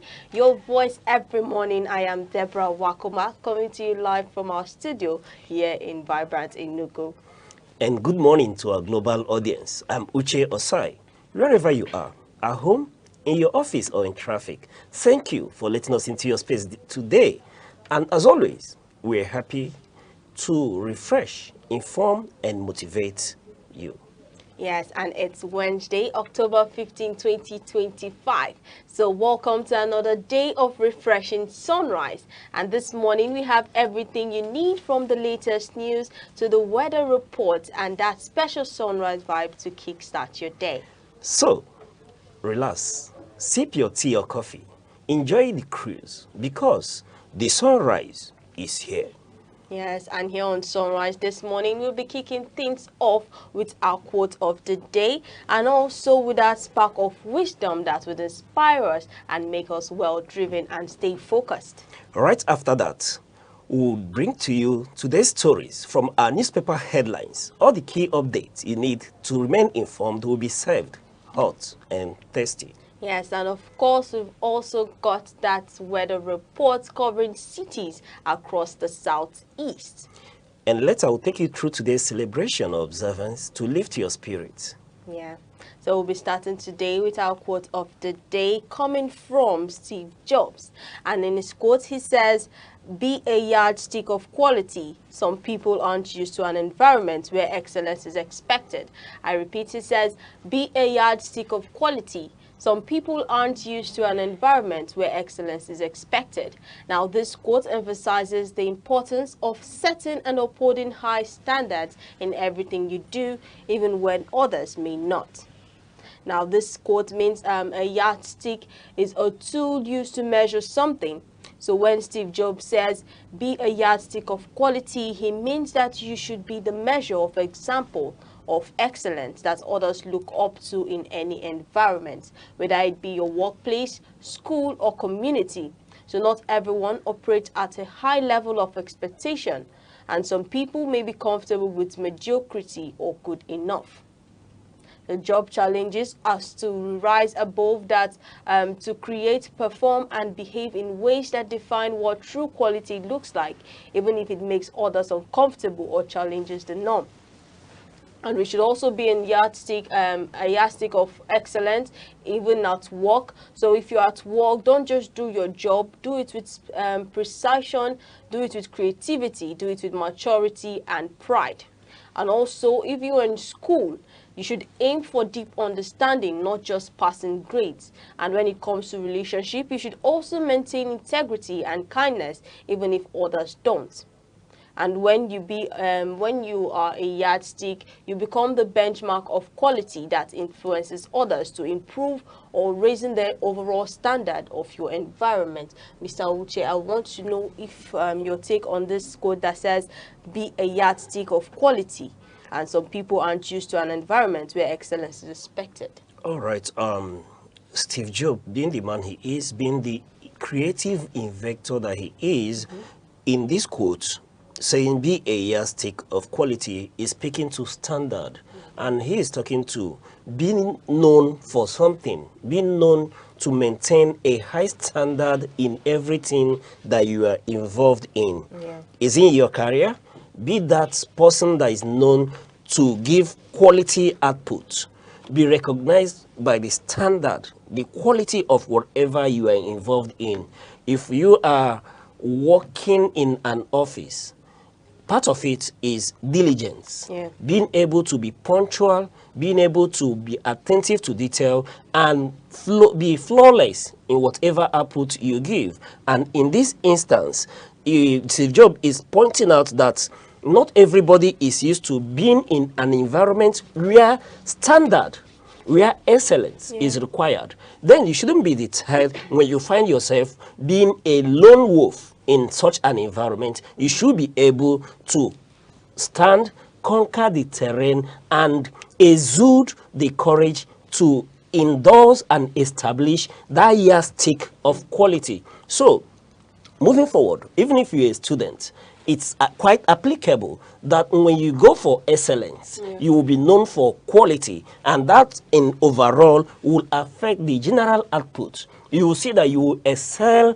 in your academics, and your lecturers, your peers will know you for being able to exceed that benchmark of do I say that benchmark where everybody is comfortable to join the echelon of people who give their best. So, speaking to excellence in this regard, Debbie, it has to do with everything that we do.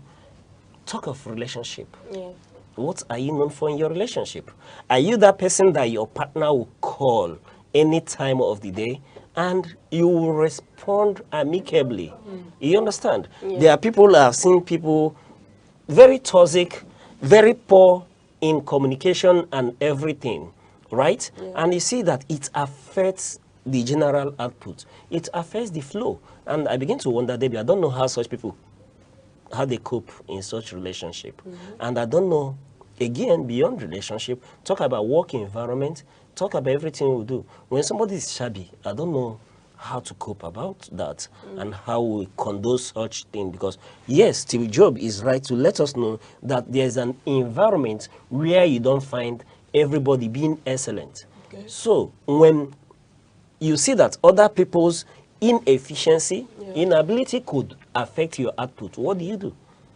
You try to live above board, excel, try to be that shining light that shines on other people, bringing everybody to that yardstick. Remember the other day we were talking that you can actually impact and affect, implement changes by your own conduct. Yes, and this is one of it, that despite being in an environment where everybody is not used to being excellent, where excellence is not expected, you can be that shining light, lead by example. You understand? Don't get deterred because a colleague or somebody else doesn't live up to that expectation of excellence. Let excellence be your watchword. So in conclusion, Debbie, I can categorically say that Steve Jobs, for what he is, look at all his products, all his invention, everything he's involved in. Look at the mark of quality. He's speaking to standard. And I can say, in workplace, at home, in school, in the motor park or in the market, be known for excellence, be known for living up to that standard. Don't get deterred, don't get derailed by lack of input, quality input from other colleagues, friends, family, and loved ones. Okay. Yeah. All right, thank you very much for that. Well, also what Steve Jobs is trying to tell us is that excellence also begins with example.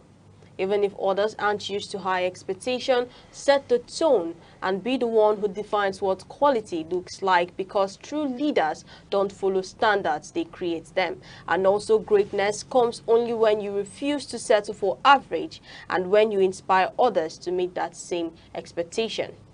Okay, so please don't forget that every sunrise is a brand new chance, a chance for us to grow, to try something exciting, learn something different, or simply enjoy the moment wherever we find ourselves. And we'll go on a short break. Up next to be the weather reports. Hello, I'm Debra Wakoba. I am Chidimike Mede. I am Uche Osai. I'm Chiwendo Ifeonwankwe. My name is Obobina Samson. Please keep watching Aneke TV, or you can visit us on our socials like Instagram, Facebook, X, TikTok, or YouTube, all at Aneke TV. This is Aneke TV. We move with the world.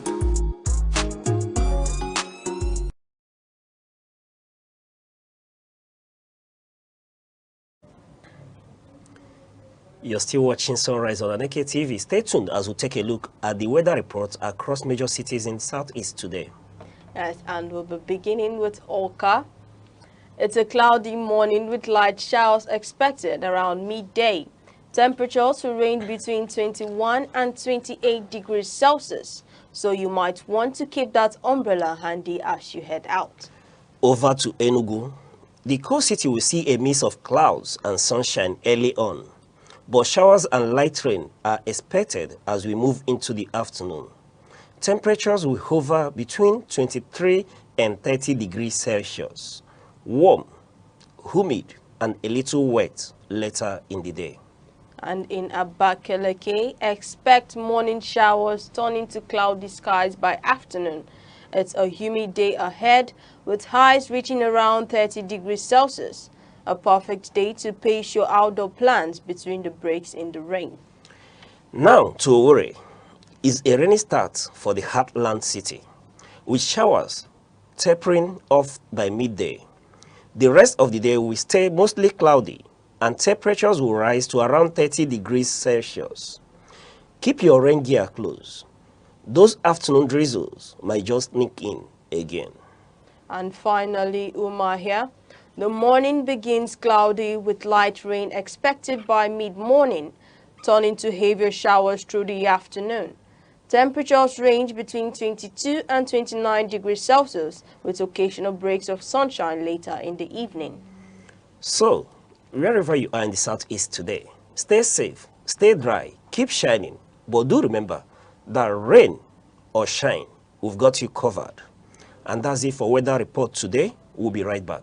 Hello, I'm Debra Wakoba. I am Chidimike Mede. I am Uche Osai. I'm Chiwendo Ifeonwankwe. My name is Obobina Samson.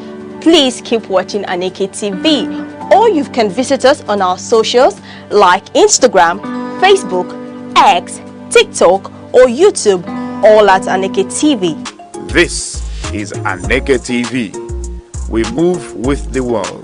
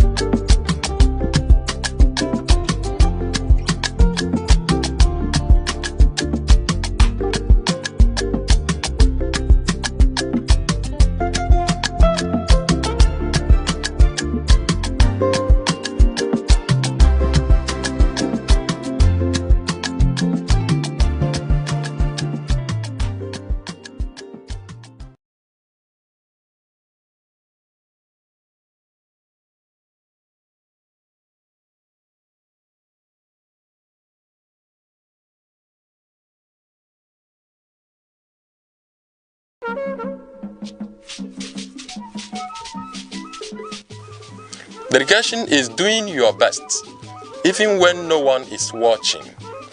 It is the quiet force behind every masterpiece and every breakthrough. With consistency and focus, you don't just chase excellence, you become it. Stay dedicated, the results will speak.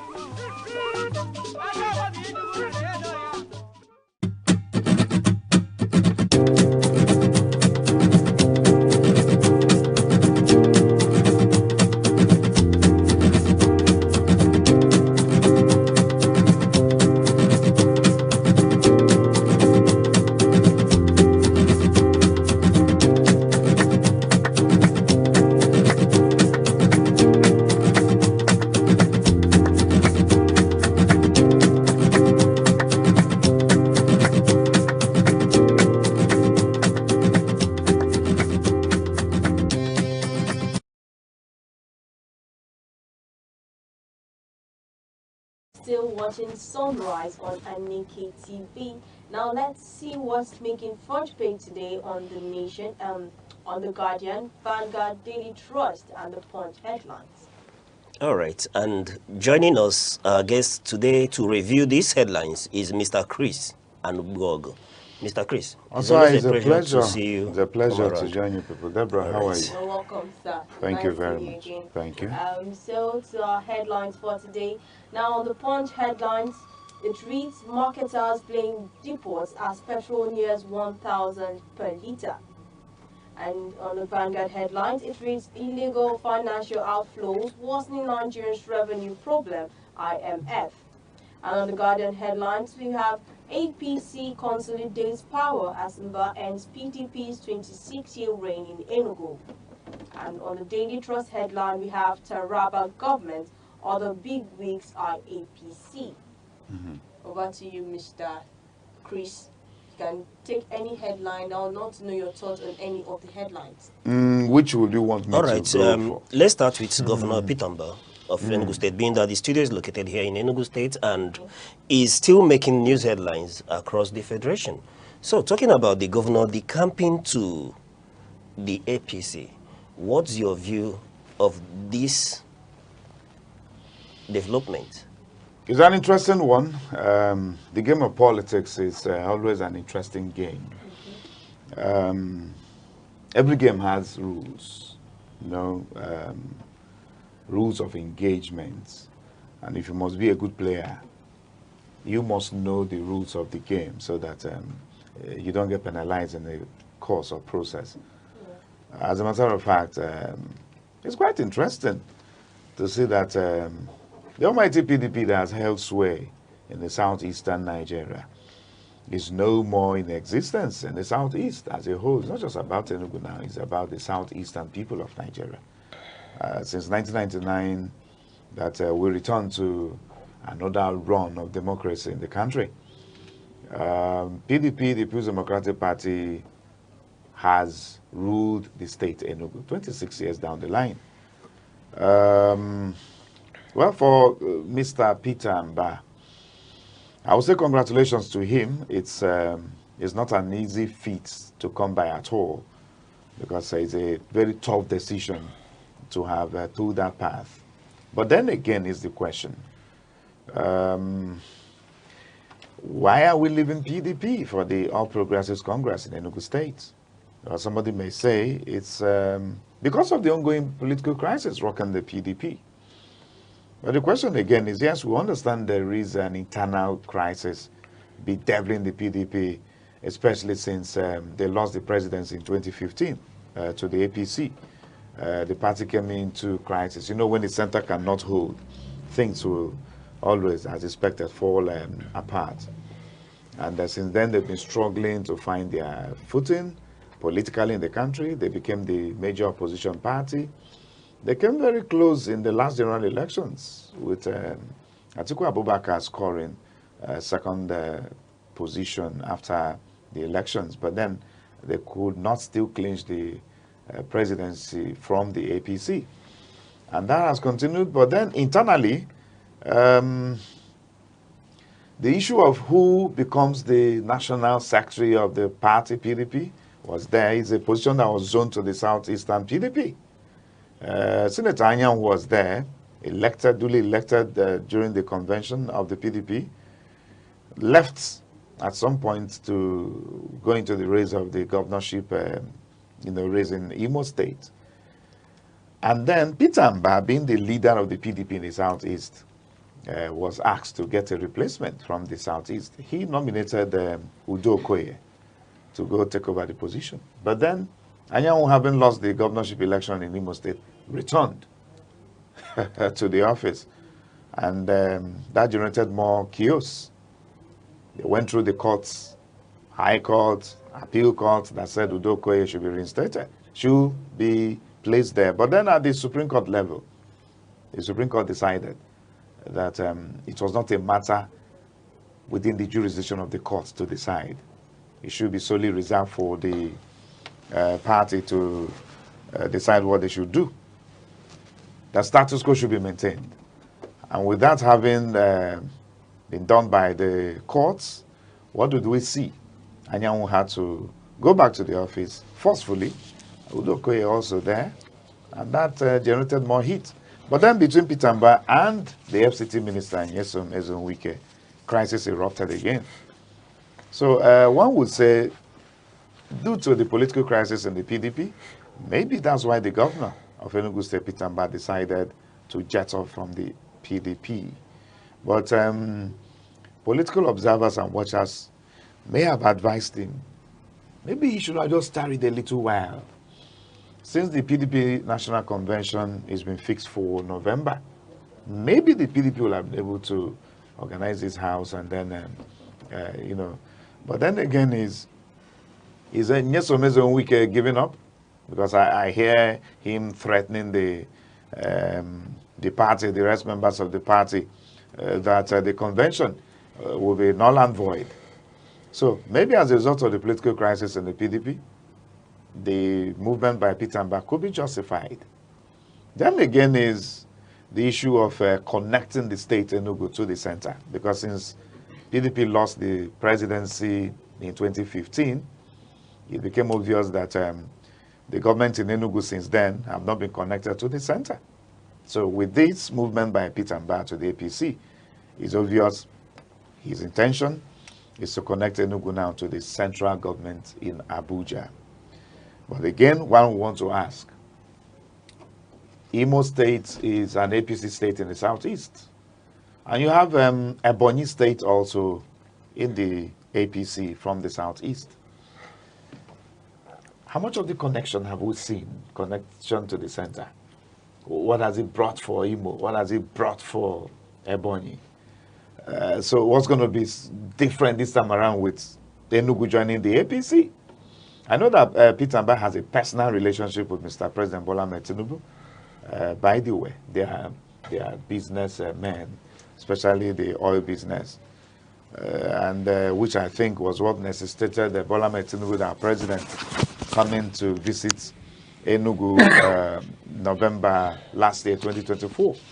And a lot of persons were amazed how Bola Ahmed Tinubu from the APC was visiting Enugu of the PDP, and which happens to be the first state outside Lagos for the president to have actually visited.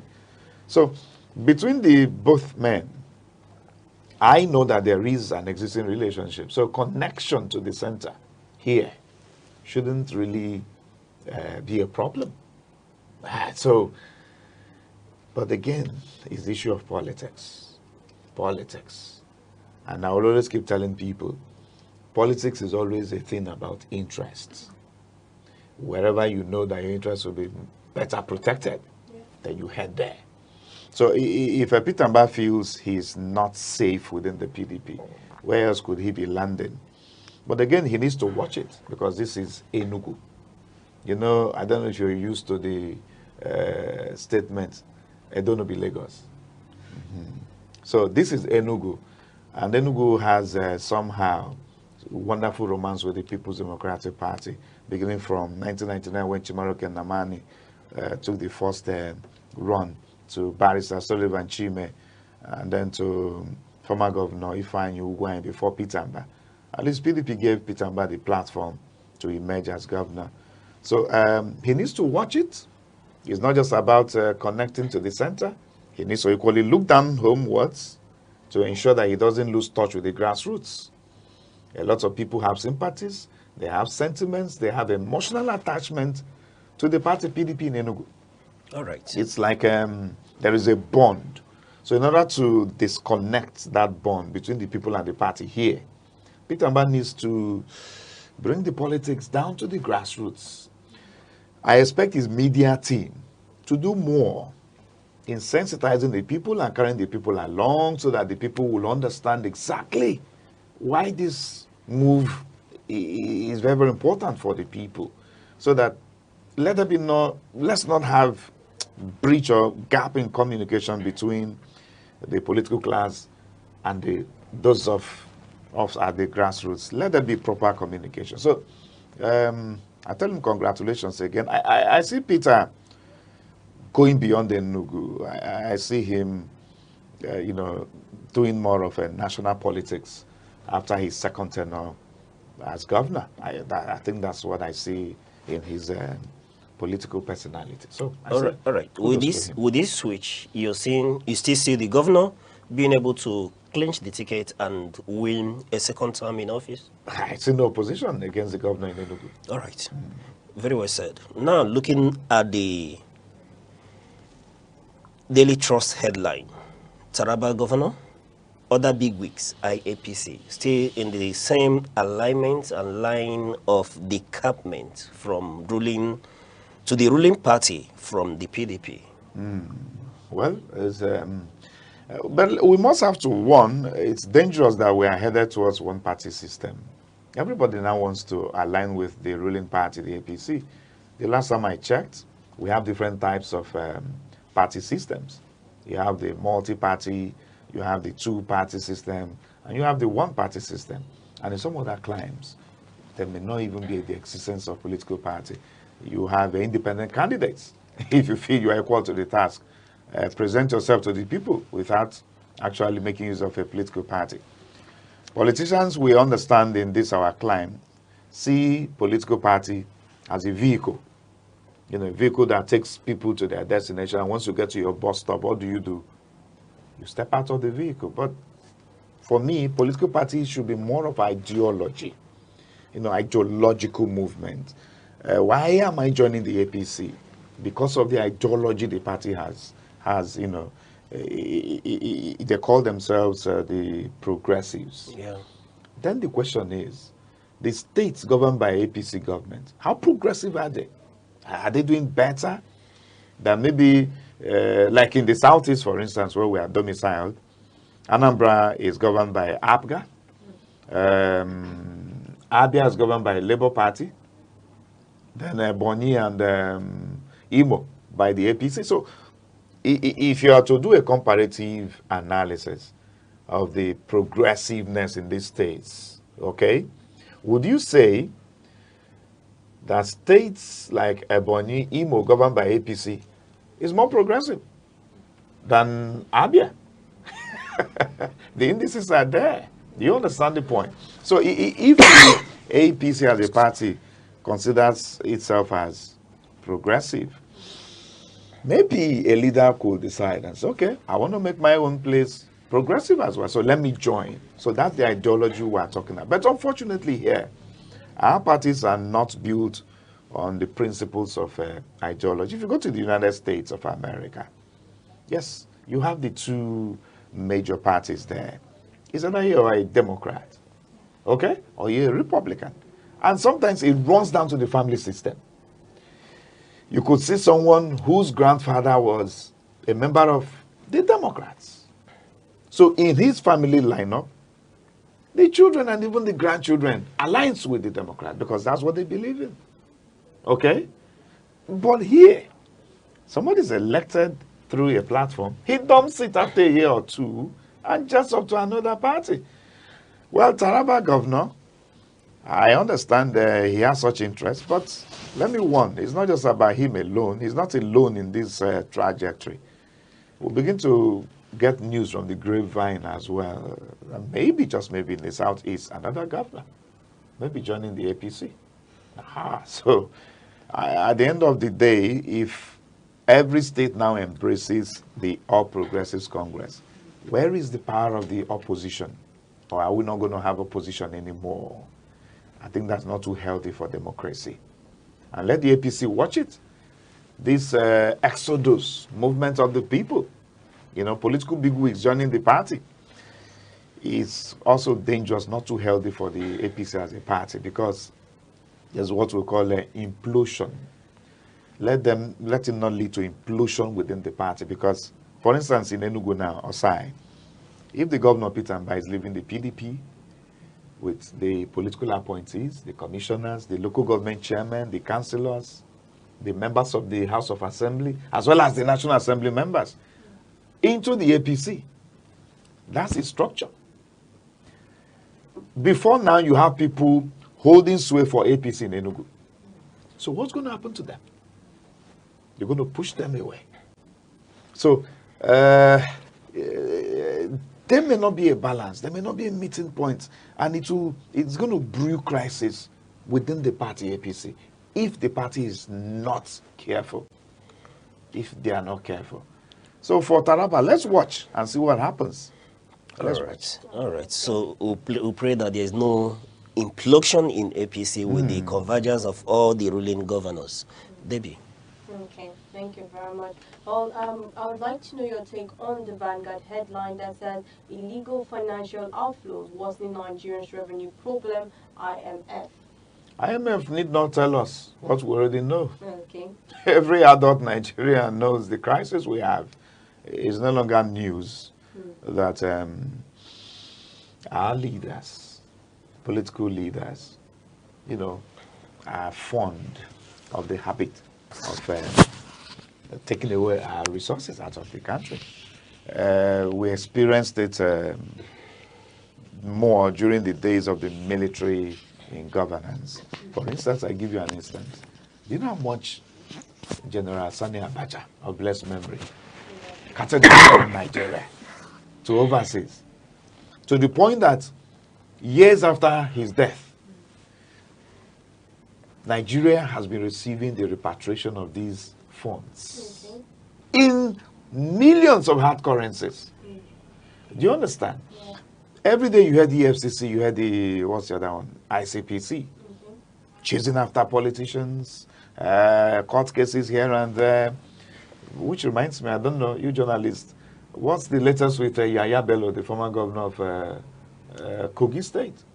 His matter with the FCC. You know the humongous amount of money involved. So it is not people like me and you that are responsible for this huge loss of money, cutting away resources overseas. It's the political class, the leaders. The people have entrusted you with the position to lead them, coordinate their resources. By the way, that's the basis of the social contract. We surrender our rights, our resources to you, because all of us cannot get into these positions at the same time. So we need representation. So we entrust you with these offices, but then you get in there and you see enormous resources, and the next thing that comes to your mind is primitive accumulation of resources. You want to gather resources for your unborn generation that maybe will not even appreciate your efforts when you're long gone. Children of these Gen Zs come up with surprises. Yes, you may think you're saving for the unborn generation, and then they come and they just waste it away. They have their own different plans. So at the end of the day, to what end? To what end? So IMF telling us that these corrupt practices is leading to loss of revenue. We know that's our bane, that's our problem here. But then what we're looking for is the solution. How can we curb these corrupt practices? Again, it takes two for corruption to tally. Yes, if you have a giver, there is a receiver. So if our people have been taking money overseas, who receives them there? Who receives them? The receiver. So why are we not talking about the receiver? Because if they have a system that blocks off, okay, this money from coming into their climb, then maybe our people will learn their lessons not to take it anymore. If they get you as a political leader in Nigeria bringing in, fund or resources, then they'll probe you. Where's this money coming from? We'll begin to hear of one major political stakeholder right now in this administration in Nigeria that has so many, houses in one of the biggest nations in the West. So why is that very particular country, the United States of America, not probing that very particular person? So until they help us, and until we decide to help ourselves as well, change our orientation about politics, about leadership, it's an opportunity given to you to take care of your people. It's not just for you to go there and amass wealth, primitive accumulation of resources, enrich yourself and your generation. It's a problem. The problem. All right. So. Okay. Thank you very much for that. Now to our last paper coming from the Punch headline, and marketers blame depots as petrol nears 1,000 naira per litre. Oh, well, that is where the father of corruption lies, the oil sector in Nigeria. And you see what they're doing with Dangote refinery. Yeah. The other time, Dapma came up and said, no. Dangote shouldn't be distributing fuel directly to the people. Okay. Dangote has to supply fuel to the depots. They just want to be able to manipulate, price control system, whatever they decide should be the cost for petrol. That's what's going to be. This morning, was it this morning or yesterday? I think I heard over the news that Dangote is now ready to send out his CNG trucks to start distributing fuel at the cost of 850 naira. But at the filling stations, the cost is at 900. I don't know if you've checked recently. Yeah, I checked. Between 900 and something. So you see that what Dangote is bringing into the system is competition. Yeah. Because the best form of market anywhere is a competitive market. A monopolistic market is not healthy. It doesn't help the economy. So what about the depot managers, Pengassin? Where are they? These oil unions and whatever they are. Last time I heard their Vice President Shetima appealing to Pengassin and the rest of them that they should understand that Dangote is not just a name. It was an institution. This is the direct words of the Vice President. And this is the time Nigerians are yearning and beckoning on the government to get more serious with our oil sector. Why are our refineries not functioning in Nigeria? See what we spend shipping our crude oil outside Nigeria. We give it out as crude and only gets it back as refined product. What about the other chain products? You know what we lose in the cost of refining crude into refined oil? And then we get it back at a higher cost. I mean, who does that? I don't know who did this to us anyway, but let's just be hopeful that the battle between the system and Dangote will not consume the rest of us Nigerians. You don't want to peg the cost of fuel 1,000 naira per litre. It will eventually, has a cost-effect relationship effect on us, because the prices of commodities in the market will always keep soaring higher, because traders, farmers who need to bring their wares to the market from their places of production will not find transportation easy. So that's a problem. That's a problem. All right. Very well captured. You've heard from our guests analyzing these very problematic issues. Speaking to the headline on the Punch newspaper about marketers blaming depots for petroleum pricing getting up to 1,000 naira. And then, like he did say, why or who did this to us as a nation? Why is it that every time we seem to be getting things right, it gets worse than it ought to be. And then what's the situation? One may recall that given the warning strike from Pengasson, Nupeng, and then Dangote Refinery sacking about 800 workers from their fold giving the excuse of consistent sabotage and all that, one would begin to see that this, as a result, has affected the supply and output from the Dangote Refinery, and thereby causing or worsening the fuel situation in Nigeria. Now, one expects that with Dangote's bringing in the logistic free fuel distribution that he talked about as at 15th September, that one would see that the pricing of fuel, like they did posit, would begin to come down, because we were told that the pricing will be around 841 to 850, given location, perhaps stays closer to the refinery in the southwest could sell for 841 naira, and those of them found up north could be selling for 851 naira. But as at this report coming in, that's not what it is. Prices have, when you go through some cities, some parts of Lagos, Abuja and Sokoto, the pricing of petroleum products, premium motor spirit, is selling up to 1,000 naira. And then one begins to look at this situation, getting to a point where the marketers are now asking government for license for them to be able to import petroleum products into Nigeria. Now, moving back to that very situation that we all celebrated, that we've moved away from, the era of bringing adulterated substandard products. Is that the era that we're going back to? Given all this scenario and situation, we may begin to call again or remind ourselves and ask question, what has come out of the investigation by EFCC, the account of stewardship being given by Kiraye of his days in NNPCL, and the $2 million that was voted for the turnaround maintenance of our refineries.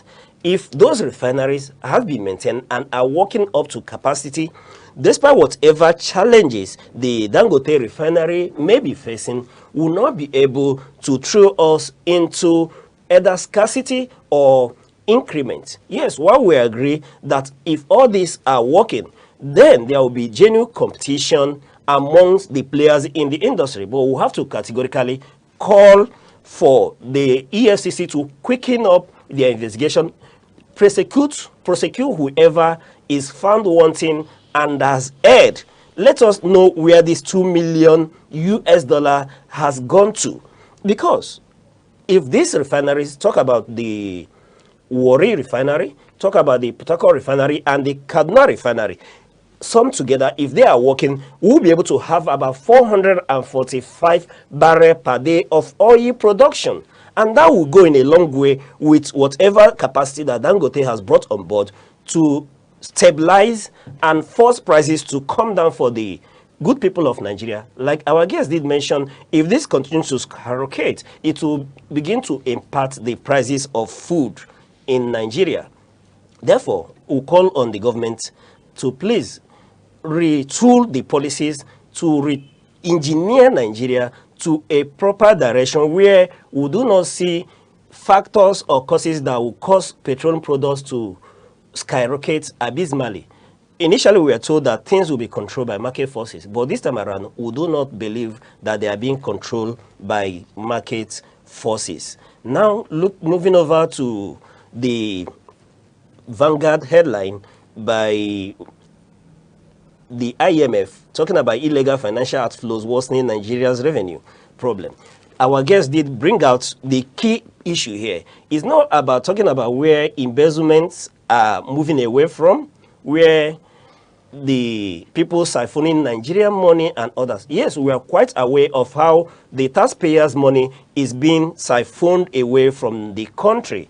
And like he didn't observe, the question is, the IMF that is now talking about bringing out a blueprint to help us fight and check the embezzlers and where this money, looted money, go into and help us copy it. He did mention, what are they doing about the collaborators?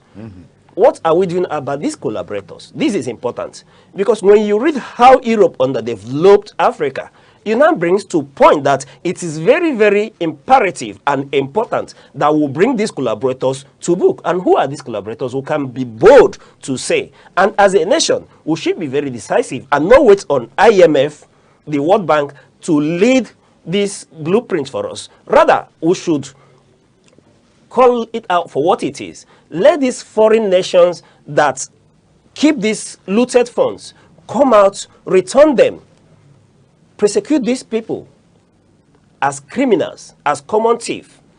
Then, until then, we will see sincerity on the part of IMF, on the part of the international community as collaborators for the progress of Nigeria. It cannot be a one-sided issue. As he did bring out, if there is no giver, there will be no receiver.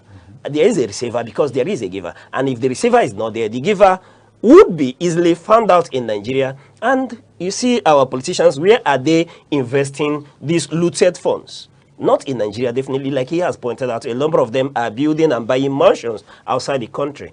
It still beholds on Nigeria and Nigerians, because Nigeria will not be built by outsiders. Nigeria can only be built by Nigerians. So let's show sincerity and integrity to combine these factors ourselves and not wait on IMF to call our attention to this or to tell us to put our house in order. And then finally, summing it up with the issue of defections and all that with the political party, we've seen that the last man standing in the southeast finally has bowed out. Enugu State finally, yes, bows out of PDP. And like we did mention, there is a lot of mistrust about by Easterners on APC. But this time around, one may begin to argue that it is the PDP that has betrayed the people of the southeast this time around. And as a result, we may not see very serious opposition against the governors for leaving the PDP in the southeast. Why has PDP failed to give their ticket to the zone that has supported them the most? The Southeast has given PDP the 26 years of their uninterrupted commitment to the party. And what have we been rewarded with that? So therefore, we do not expect serious opposition from the Southeasterners, from people of Enugu. As a matter of fact, the PDP may have helped the governor in making it easier for him, in the sense that sentiments are now swayed to anything but the PDP as regards with the betrayal of the Southeast. And then going forward, looking at the other governors that are talking about the campaign, talking about Abia State governor, for example, leaving the APC, is one may see that if it ever happens or eventually happens as a homecoming for the governor, being that he's been a member of the APC, he has tried to become governor several times from the fold of the APC. So that may be a homecoming for him. And then moving over to Taraba State and the other governors that may want to join the fold of the APC, we know that Governor Peter Mba may not be the last. And like our guest did point out, we know about Bayelsa State Governor Dio Ediri, we know about, Taraba State Governor Kefas, and Zavra State Governor, His Excellency Dauda, is equally gearing up from the information from the grapevine to join the fold. But like he did point out, that APC should watch it, that they do not implode. So what we call on is that the APC, the governors moving, should see to it that they are leaving PDP to APC is their right, but let them make sure that the dividends of democracy, the dividends impact on the lives of the citizens who has elected them, giving them the trust to lead them in their various states. Let them see to it that there is impact, verifiable impact, upliftment of people from the grassroots, from the lower level to the other level. Move the economy of the state higher than what it is. Not just moving from political party, but being able to move the nation, the states, from ideological dependence on import-based derived economy to production to agriculture, let the development be felt across the localities of each and every state throughout the federation. Debbie. Thank you very much for that, Mr. Uche, and thank you, Mr. Chris, for your analysis on this today. And thank you very much for also joining us. And then don't forget that you can grab physical copies at your favorite vendor or card the e-paper online. And also do not forget to follow or tag us as Aneke TV across Instagram, Facebook, TikTok, X, or YouTube. Also call our phone number 0703-043-7110. We'll be right back.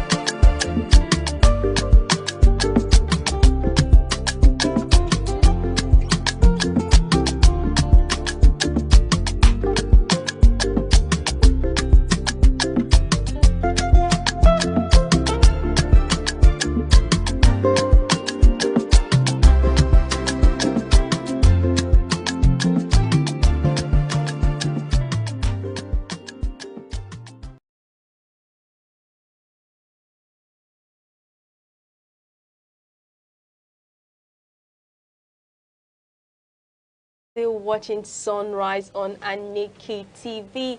Well, today, in respect to yesterday's headline on the Vanguard paper that read, "Do or Die clashed teams, one chance." And it was bound to be a battle for survival on African soil between Nigeria and Benin Republic match yesterday. And as you can see, I would like to say, first of all, a big congratulations to Nigeria for taking the lead, or for winning 4-0 against Benin Republic, with Victor Osimhen scoring three goals and Onyeka adding one to it. So congratulations to the Super Eagles on yesterday's victory. All right, congratulations the Super Eagles of Nigeria for at least thrashing Benin Republic in that match. And congratulations to Oluchukwu Mba and Emma in our studios here. I can see that they are very hilarious, very celebrative this morning that Nigeria won their match. Yes, congratulations to them, very well. And then, yes, Nigerians can be happy that Nigeria at least has qualified to be in the playoff. So now is what happens from here.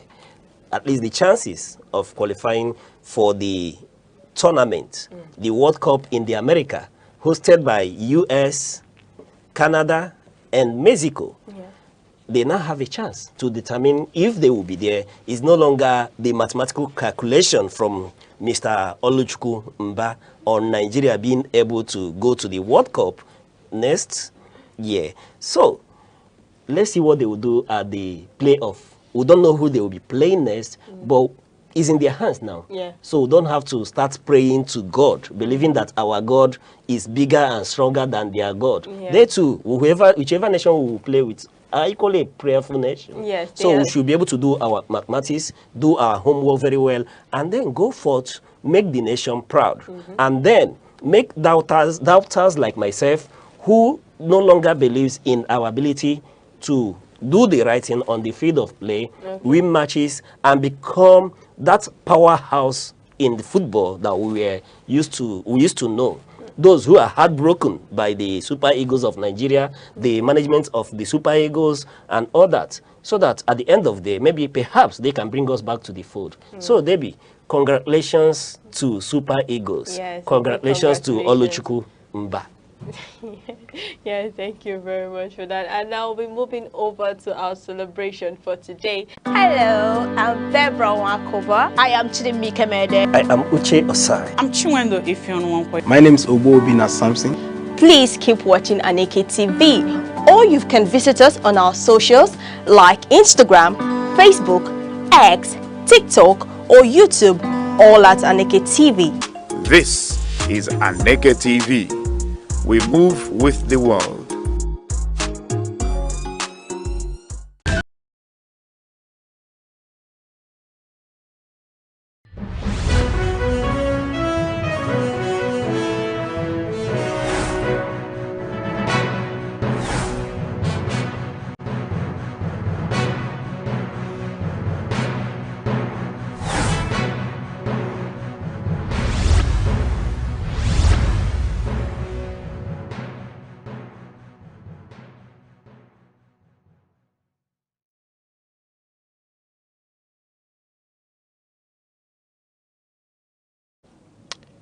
Good afternoon and welcome to the News at 3 on Aneke TV.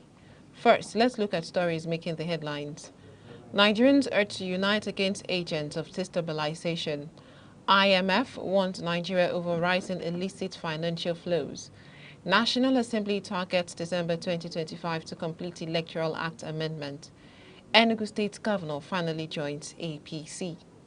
I am Amaka Nechi. Now the news in details.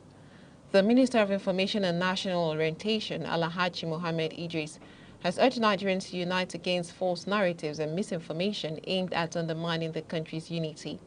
Speaking during a visit by National Open University of Nigeria Noun Vice-Chancellor Professor Olufemi Peters, Alhaji Idris said the federal government under President Bola Tinubu is committed to promoting media and the information literacy to combat fake news. The minister reiterated the importance of collective responsibility in addressing the spread of fake news and misinformation, noting that false narratives have far-reaching consequences on national unity, peace, and the nation's image. Moving on, Governor Monday Okpebholo of Edo State has directed all commissioners to wear President Bola Tinubu's signature at Shiwaju capped Executive Council meetings as a mark of loyalty to the APC government. Speaking in Benin City, Okpebholo said the dress code symbolizes solidarity and unity within the party, warning that any commissioner without a cap would be turned back. The directive has sparked mixed reactions, with supporters calling it a gesture of party unity, while critics dismiss it as a political overreach. In the meantime, Governor Joe Yediri of Bayelsa State has resigned from the People's Democratic Party, PDP.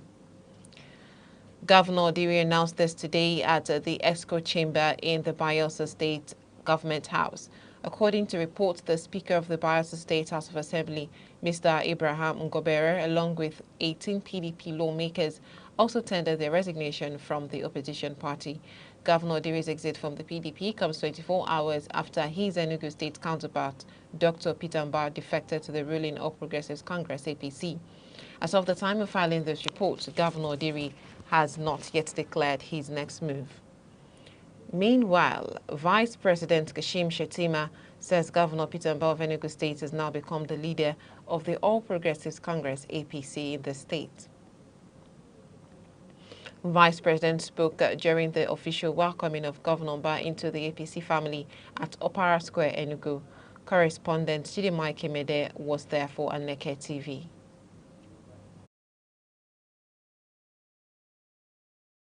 History was made in Enugu State as Governor Peter Mba officially joined the ruling All Progressive Congress, APC, marking a major political shift in the state. Speaking at Enugu South, the council chairman, Right Honorable Dr. Kele Ebane, said the council has agreed to stand with the governor as he moved from the People's Democratic Party, PDP, to the APC. He described the move as a step towards aligning with the national leadership for the progress of Enugu people.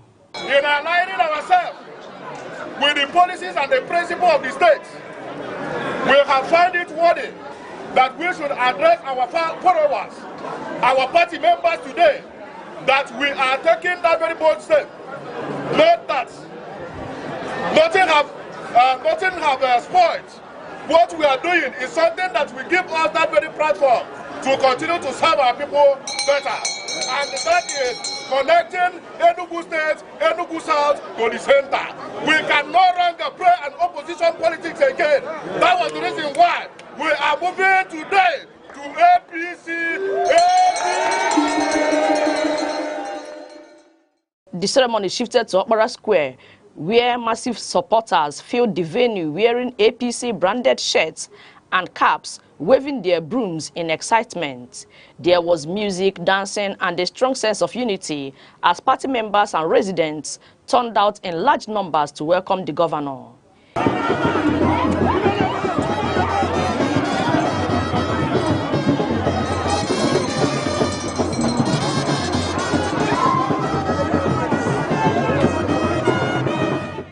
In a speech, the Speaker, House of Representatives, Honorable Tajuddin Abbas, said the APC's presence in Enugu State signaled a new beginning for the Southeast, while the President of the Senate, Chief Godswill Akpabio, commended Governor Mba for his performance and said it was only right for him to join a progressive team.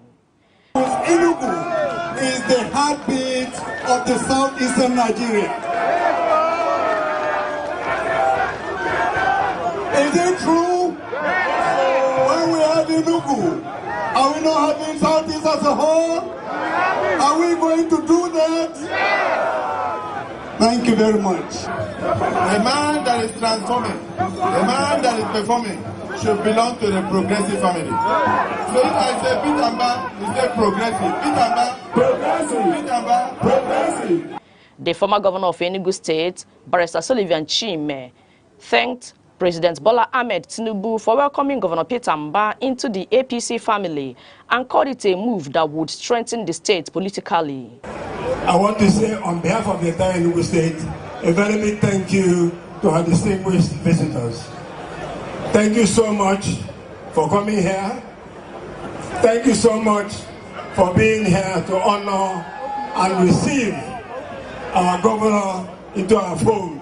For the executive governor of Enugu State, Dr. Peter Mba, his decision to join APC was a collective one made in the best interest of the people. APC! Tomorrow is here! APC! Tomorrow is here! Ndi Enugu kwen! Ndi Igbo kwen! Ndi Southeast kwezonu! Today begins a march from the margins. It marks an end of being on the sideline.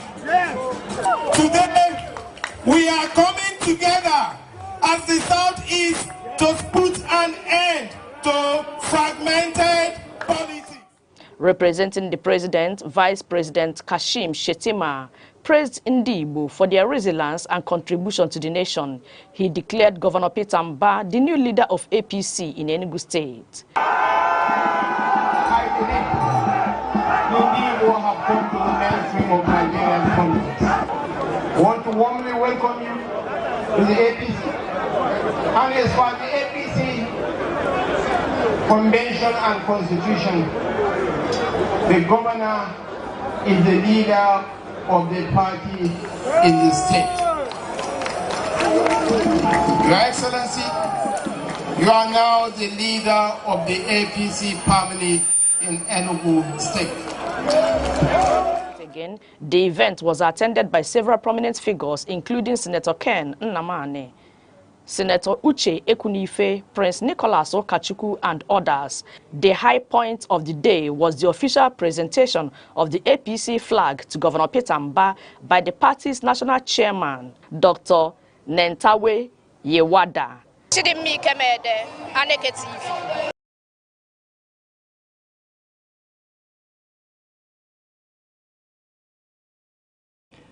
Thank you, Chidimma Kemede, for that report.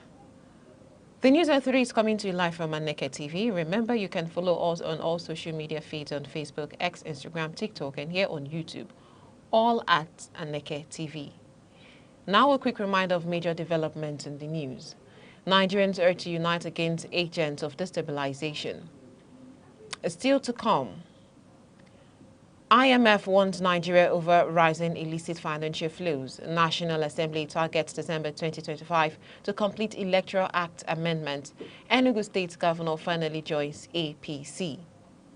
Please stay with us. Hello, I'm Deborah Wakoba. I am Chidimma Kemede. I am Uche Osai. I'm Chiwendo Ifeonwankwe. My name is Obobina Samson. Please keep watching Aneke TV. Or you can visit us on our socials like Instagram, Facebook, X, TikTok, or YouTube, all at Aneke TV. This is Aneke TV. We move with the world. You're still watching the News at 3 on Aneke TV. Now we continue with the rest of the news. The Senate leader, Mr. Okpeyemi Bamidele, says the National Assembly will complete the amendment of the Electoral Act 2022 before December 2025, ahead of the 2027 general elections. Senator Bamidele said the move aims to avoid delays experienced in 2022 when the final bill reached the presidency too close to the polls.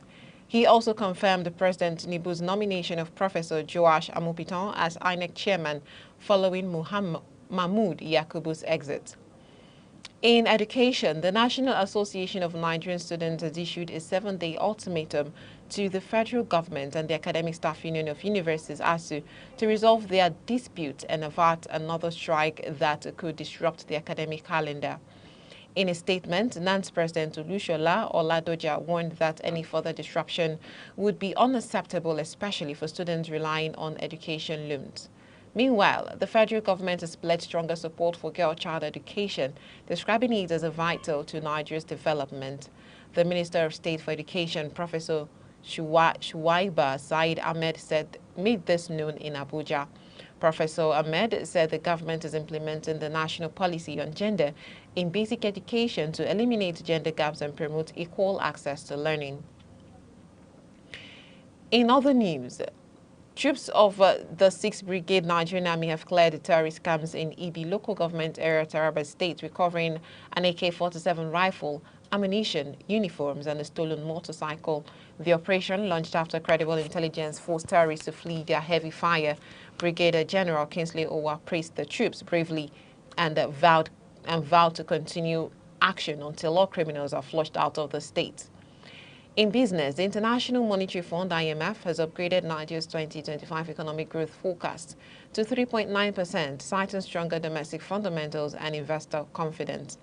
However, IMF Managing Director Kristalina Joviena warned that illicit financial flows, including stolen funds and untraceable digital transactions, continue to drain Nigeria's revenue and threaten fiscal stability. Speaking at the IMF World Bank meetings in Washington, Georgieva said the fund will intensify efforts to trace illicit money and plug fiscal leakages.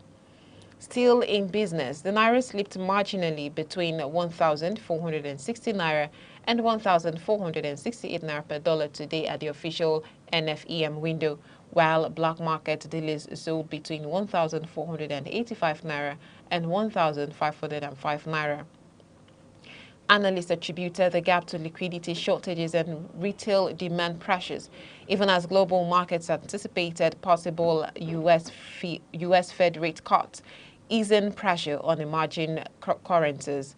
Experts predict modest volatility in coming days as the CBN manages supply and demand through interventions. Travelers and importers are advised to use bank channels to secure better rates. In sport, the Super Eagles will battle Gabon in the semi-finals of the 2026 FIFA World Cup African playoffs following Tuesday's conclusion of qualifying matches. Nigeria advanced after a dominant 4-0 win over Benin, while Gabon clinched second place in Group F with a 2-0 victory against Burundi. Cameroon and DR Congo complete the 4 best runners-up and will meet in the other semi-final. The playoffs set for November 13 to 16 in Morocco will decide which team proceeds to the Inter-Confederation playoffs in March 2026 for a final shot as qualifying for the World Cup in Canada, Mexico and the US. All 9 African group winners have already booked their tickets, while this mini tournament offers the continent 1 extra qualifying slot. In entertainment, celebrity nightlife promoter Pascal Okechukwu, popularly known as Cubana Chief Priest, has clapped back at a billionaire businessman Cosmas Maduka, chairman of Charis Group, over his criticism of the popular phrase, "money na water." Maduka had denounced the lavish spending culture of the younger generation, saying he avoids events where money is thrown around. But reacting on Instagram, Chief Priest defended his slogan, calling it a philosophy of abundance and flow, not wastefulness. He argued that while Maduka's generation built wealth through factories and real estate, today's world runs on attention and visibility, which he described as the new currency. And that's all on the News at 3. But before we end the News at 3, here are the main points. The federal government has urged Nigerians to combat fake news and defend the nation's image. The International Monetary Fund has warned that rising illicit financial flows are draining Nigeria's revenue. We also told you that the National Assembly has said that the ongoing amendment of the Electoral Act 2022 would be completed on or before December 2025. And that ends the news. For breaking news and eyewitness reports, please call 0703-043-7110, or you can send a message across all our social media platforms on Facebook, X, Instagram, TikTok, and right here on YouTube, all at Aneke TV. I am Amaka Nnechi. Thank you for joining us.